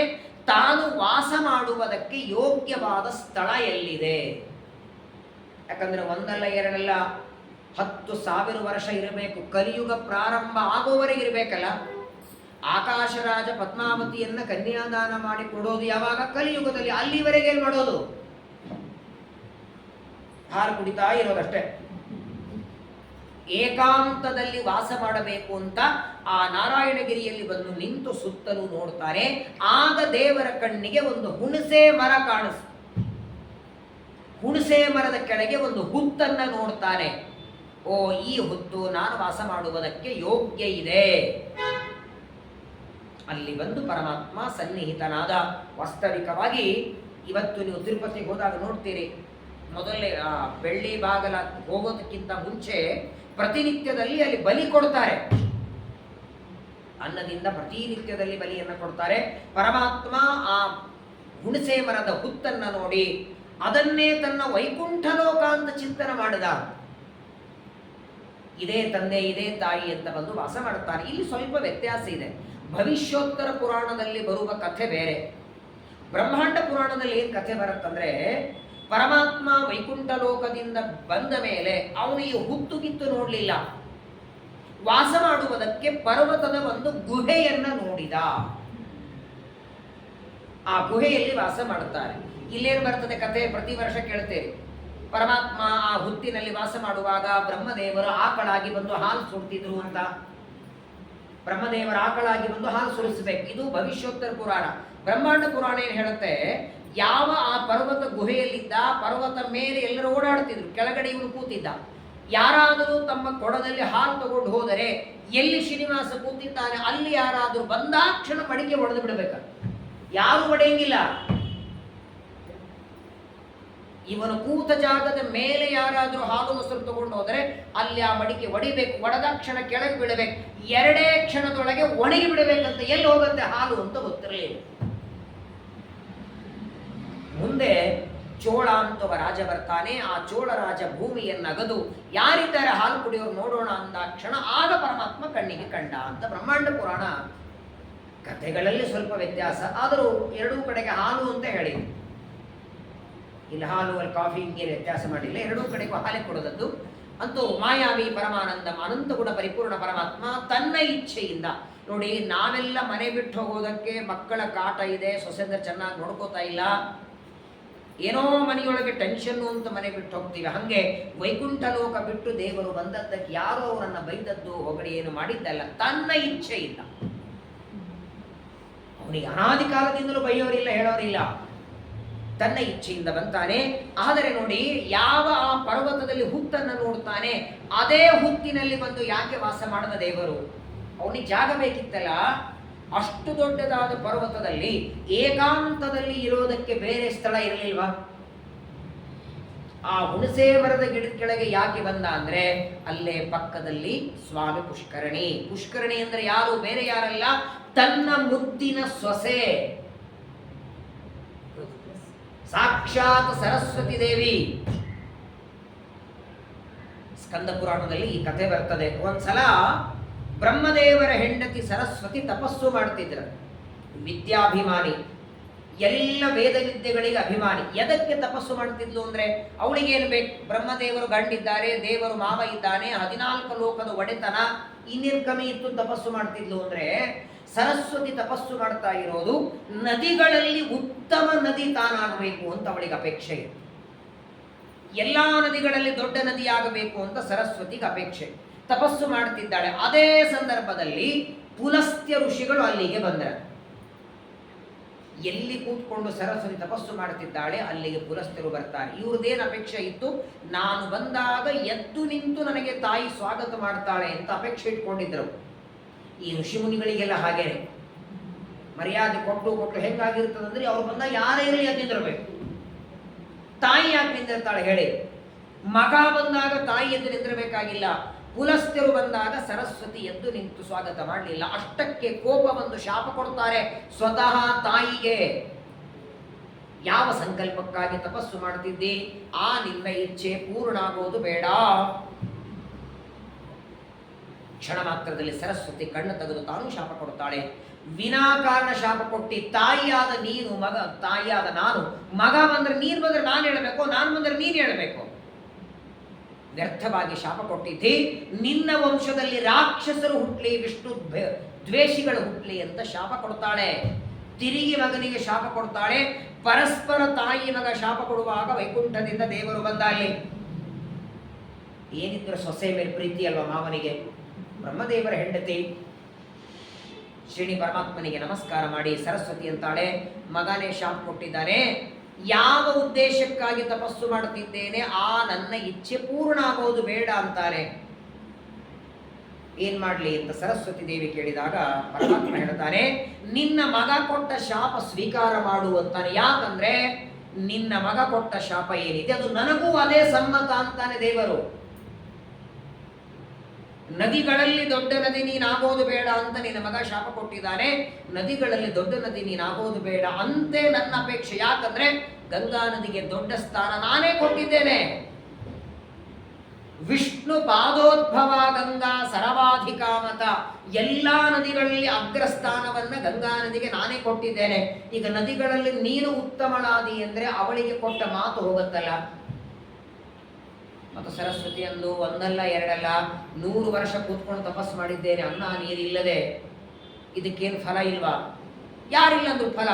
ನಿನ್ನ ಮಗ ಹೇಳಿದ್ದೇನು, ನದಿಗಳಲ್ಲಿ ನೀನು ಉತ್ತಮ ನದಿ ಆಗೋದು ಬೇಡ ಅಂತ ಶಾಪ ಕೊಟ್ಟಿದ್ದಾನಷ್ಟೇ ಅಲ್ವಾ? ಅದನ್ನು ಬೇಡ. ಪುಷ್ಕರಣಿಗಳಲ್ಲಿ ನೀನು ದೊಡ್ಡವಳಾಗೋದು ಬೇಡ ಅಂತೇನು ಶಾಪ ಕೊಟ್ಟಿಲ್ಲಲ್ಲ. ಇಡೀ ಭರತ ಖಂಡದಲ್ಲಿ ಎಲ್ಲಾ ಪುಷ್ಕರಣಿಗಿಂತಲೂ ಉತ್ತಮ ಸ್ಥಾನ ನಿನಗೆ ಸಿಗಬೇಕು. ನೀನು ಇದೇ ಜಾಗದಲ್ಲಿ ಪುಷ್ಕರಣಿಯಾಗಬೇಕು, ನಾನು ನಿನ್ನ ಪಕ್ಕದಲ್ಲಿ ಬಂದು ಸನ್ನಿಹಿತನಾಗ್ತೇನೆ ಅಂತ ಸರಸ್ವತಿ ದೇವಿಗೆ ವರ ಕೊಡ್ತಾನೆ. ಹಾಗಾಗಿ ಸ್ವಾಮಿ ಪುಷ್ಕರಣಿಯ ನೀರು ಅಂದ್ರೆ ಅದು ಸಾಕ್ಷಾತ್ ವಿದ್ಯಾಭಿಮಾನಿ ದೇವತೆ. ಆ ಪುಷ್ಕರಣಿಯ ಕೆಳಗೆ ಇರುವ ನೆಲ ಅಂದ್ರೆ ಸಾಕ್ಷಾತ್ ಪರಮಾತ್ಮನನ್ನ ಆಡಿಸಿದ ಯಶೋಧಾದೇವಿ ಅಂತೆ. ಪ್ರಾಯ ತಿರುಪತಿಗೆ ಹೋದಾಗ ಬಹಳ ಜನ ನೀವು ಮಾಡಿರ್ಲಿಕ್ಕಿಲ್ಲ, ಆ ನೀರು ಚೇಂಜ್ ಮಾಡ್ತಾರೆ, ಬೇರೆ ಏನೇ ಮಾಡಲಿ ಅಲ್ಲಿರುವ ನೀರು ಅದು ವಿದ್ಯಾಭಿಮಾನಿ ಸರಸ್ವತಿನೇ. ನೋಡಿ, ಪುಷ್ಕರಣಿಯಲ್ಲಿ 1 ತೀರ್ಥ ಅಲ್ಲ 9 ತೀರ್ಥ ಇವೆ ಅಂತೆ. ಸ್ವಾಮಿ ಪುಷ್ಕರಣಿಯಲ್ಲಿ ವರಾಹ ದೇವರ ದೇವಸ್ಥಾನದ ಎದುರುಗಡೆ ವರಾಹ ತೀರ್ಥ, ಅದರ ಮುಂದೆ ಕುಬೇರ ತೀರ್ಥ, ಅದರ ಮುಂದೆ ಯಾಜ್ಞವಲ್ಕ್ಯ ತೀರ್ಥ, 8 ದಿಕ್ಕಿಗೆ 8 ದಿಕ್ಕಿನ ತೀರ್ಥಗಳಂತಾರೆ ಒಂದೇ. ಅದಕ್ಕಾಗಿ ನೋಡಿ, ಬ್ರಹ್ಮಾಂಡ ಪುರಾಣ, ಪದ್ಮ ಪುರಾಣ, ಸ್ಕಂದ ಪುರಾಣ, ಗರುಡ ಪುರಾಣ, ಹರಿವಂಶ ಎಲ್ಲ ಕಡೆಗೆ ಸ್ವಾಮಿ ಪುಷ್ಕರಣಿ ಸ್ನಾನದ ಮಹತ್ವ ಹೇಳ್ತಾರೆ. ಆಯುಷ್ಯದಲ್ಲಿ ಒಂದು ಬಾರಿಯಾದರೂ ಸ್ವಾಮಿ ಪುಷ್ಕರಣಿ ಸ್ನಾನ ಮಾಡಿ. ಸ್ಕಂದ ಪುರಾಣದಲ್ಲಿ ಒಂದು ಸಣ್ಣ ಕಥೆ ಬರ್ತದೆ. ಧರ್ಮಗುಪ್ತ ಅಂತ ಒಬ್ಬ ರಾಜ ಇದ್ದ, ನಂದರಾಜನ ಮಗ. ನಂದರಾಜ ತನ್ನ ಆಯುಷ್ಯ ಇರುವವರೆಗೂ ರಾಜ್ಯ ಆಳಿದ. ಹಿಂದೆಲ್ಲ ಒಂದು ನಿಯಮ ಏನಿತ್ತು ಅಂದರೆ, ವಯಸ್ಸಾದ ಮೇಲೆ ರಾಜ್ಯ ಮಗನಿಗೆ ಒಪ್ಪಿಸಿ ಅರಣ್ಯಕ್ಕೆ ಹೋಗ್ತಿದ್ರು. ನಂದರಾಜ 60 ವರ್ಷ ರಾಜ್ಯ ಆಳಿ ತನ್ನ ಮಗನಿಗೆ ಧರ್ಮಗುಪ್ತನಿಗೆ ರಾಜ್ಯ ಒಪ್ಪಿಸಿ ತಪಸ್ಸಿಗೆ ಹೋದ. ನಂದರಾಜ ಹೋದ ಮೇಲೆ ಧರ್ಮಗುಪ್ತ ರಾಜ್ಯ ಆಳ್ತಿದ್ದ. ಭಾರಿ ಅವನ ಹೆಸರು ತಕ್ಕಂಗಿದ್ದ ಧರ್ಮಗುಪ್ತ, ಭಾರೀ ಧರ್ಮಿಷ್ಠ. ಒಂದು ದಿನ ಈ ಧರ್ಮಗುಪ್ತನಿಗೆ ಬೇಟೆ ಆಡಬೇಕು ಅಂತ ಅಪೇಕ್ಷೆಯಾಯಿತು. ಮಧ್ಯಾಹ್ನದ ಕಾಲ ಅರಣ್ಯಕ್ಕೆ ಹೊರಟಿದ್ದಾನೆ. ಪ್ರಚಂಡವಾದ ಬಿಸಿಲು. ಪ್ರಾಣಿಗಳನ್ನು ನೋಡ್ತಾ ನೋಡ್ತಾ ಹೊರಟಿದ್ದಾನೆ. ಆ ಅರಣ್ಯದೊಳಗೆ ಬೇಟೆ ಆಡ್ತಾ ಬಂದ. ಬರೋದ್ರೊಳಗೆ ಬಾಯಾರಿಕೆ ಆಯಿತು ಧರ್ಮಗುಪ್ತನಿಗೆ. ಬಾಯಾರಿಕೆಯಾಗಿ ನೋಡ್ತಾನೆ, ಹತ್ತಿರದಲ್ಲಿ ಸರೋವರ ಕಂಡಿತ್ತು. ಕುದುರೆಯಿಂದ ಇಳಿದ, ನೀರು ಕುಡಿದ, ಸ್ವಲ್ಪ ಹೊತ್ತು ಓಡಾಡ್ತಿದ್ದ. ಏನಾಯ್ತಂದ್ರೆ, ಆ ಅರಣ್ಯದೊಳಗೆ ಓಡಾಡುತ್ತಾ ಇವನಿಗೆ ಸಮಯದ ಕಡೆ ಗಮನವೇ ಇಲ್ಲ. ನೋಡ್ತಾ ನೋಡ್ತಾ ಸೂರ್ಯಾಸ್ತ ಆಗಿಬಿಡ್ತು. ನಂದರಾಜ ಧರ್ಮಗುಪ್ತ ಅಂತಾನೆ, ಮನೆಗೆ ಹೋಗೋದು ಕಷ್ಟ. ಯಾಕಂದ್ರೆ ಆ ಬರುವಾಗ ಎಷ್ಟು ವೇಗವಾಗಿ ಒಳಗೆ ಬಂದಿದ್ದ ಅಂದ್ರೆ ಹೋಗೋದಕ್ಕೆ ದಾರಿನೇ ಇಲ್ಲ. ಇವತ್ತಿನ ಲೊಕೇಶನ್ ಹಾಕಿದ್ರೆ ಸಿಗತ್ತಾ? ಏನಿಲ್ಲ, ಅಲ್ಲಿ ಹೋಗೋದಕ್ಕೆ ದಾರಿ ಇಲ್ಲ. ಸರಿ, ನಾನೇ ರಾಜ, ಯಾಕೆ ಬರಲಿಲ್ಲ ಅಂತ ಕೇಳೋರು ಯಾರಿಲ್ಲ. ನಾಳೆ ಬೆಳಗ್ಗೆ ಎದ್ದು ಹೋಗೋಣ, ಇವತ್ತು ರಾತ್ರಿ ಇಲ್ಲೇ ಇದ್ದು ಹೋಗೋಣ ಅಂತ ನಿಶ್ಚಯ ಮಾಡೋದು. ಆದರೆ ಅಷ್ಟು ಪ್ರಾಣಿ ಪಕ್ಷಿಗಳಿರುವ ಅರಣ್ಯದಲ್ಲಿ ರಾತ್ರಿ ಕಳೆಯೋದಂದ್ರೆ ಸುಮ್ಮನೆನಾ? ಅಲ್ಲೇನು ಅರಮನೆ ಇಲ್ಲ, ಏನು ಗುಹೆ ಇಲ್ಲ, ಎಲ್ಲಿ ಮಲಗೋದಿಲ್ಲ, ಎಲ್ಲಿ ಮಲಗಬೇಕು ಅಂತ ಇವನು ಇನ್ನೂ ವಿಚಾರ ಮಾಡುತ್ತಿದ್ದಾನೆ. ಒಂದು ಎದುರುಗಡೆ ಸಿಂಹ ಬಂದು ನಿಂತು ಬಿಟ್ಟಿದೆ ಆಲ್ರೆಡಿ. ದಶಮಿ, ಏಕಾದಶಿ, ದ್ವಾದಶಿ 3 ದಿನ ಊಟ ಇಲ್ಲ ಅದಕ್ಕೆ. ಪಾರಣೆಗೆ ಬಂದು ನಿಂತಿದೆ ಸಿಂಹ. ರಾಜನನ್ನ ನೋಡಿ ಜೋರಾಗಿ ಸಿಂಹ ಗರ್ಜನೆ ಮಾಡುತ್ತಿದೆ ತಿನ್ನಬೇಕು ಅಂತ.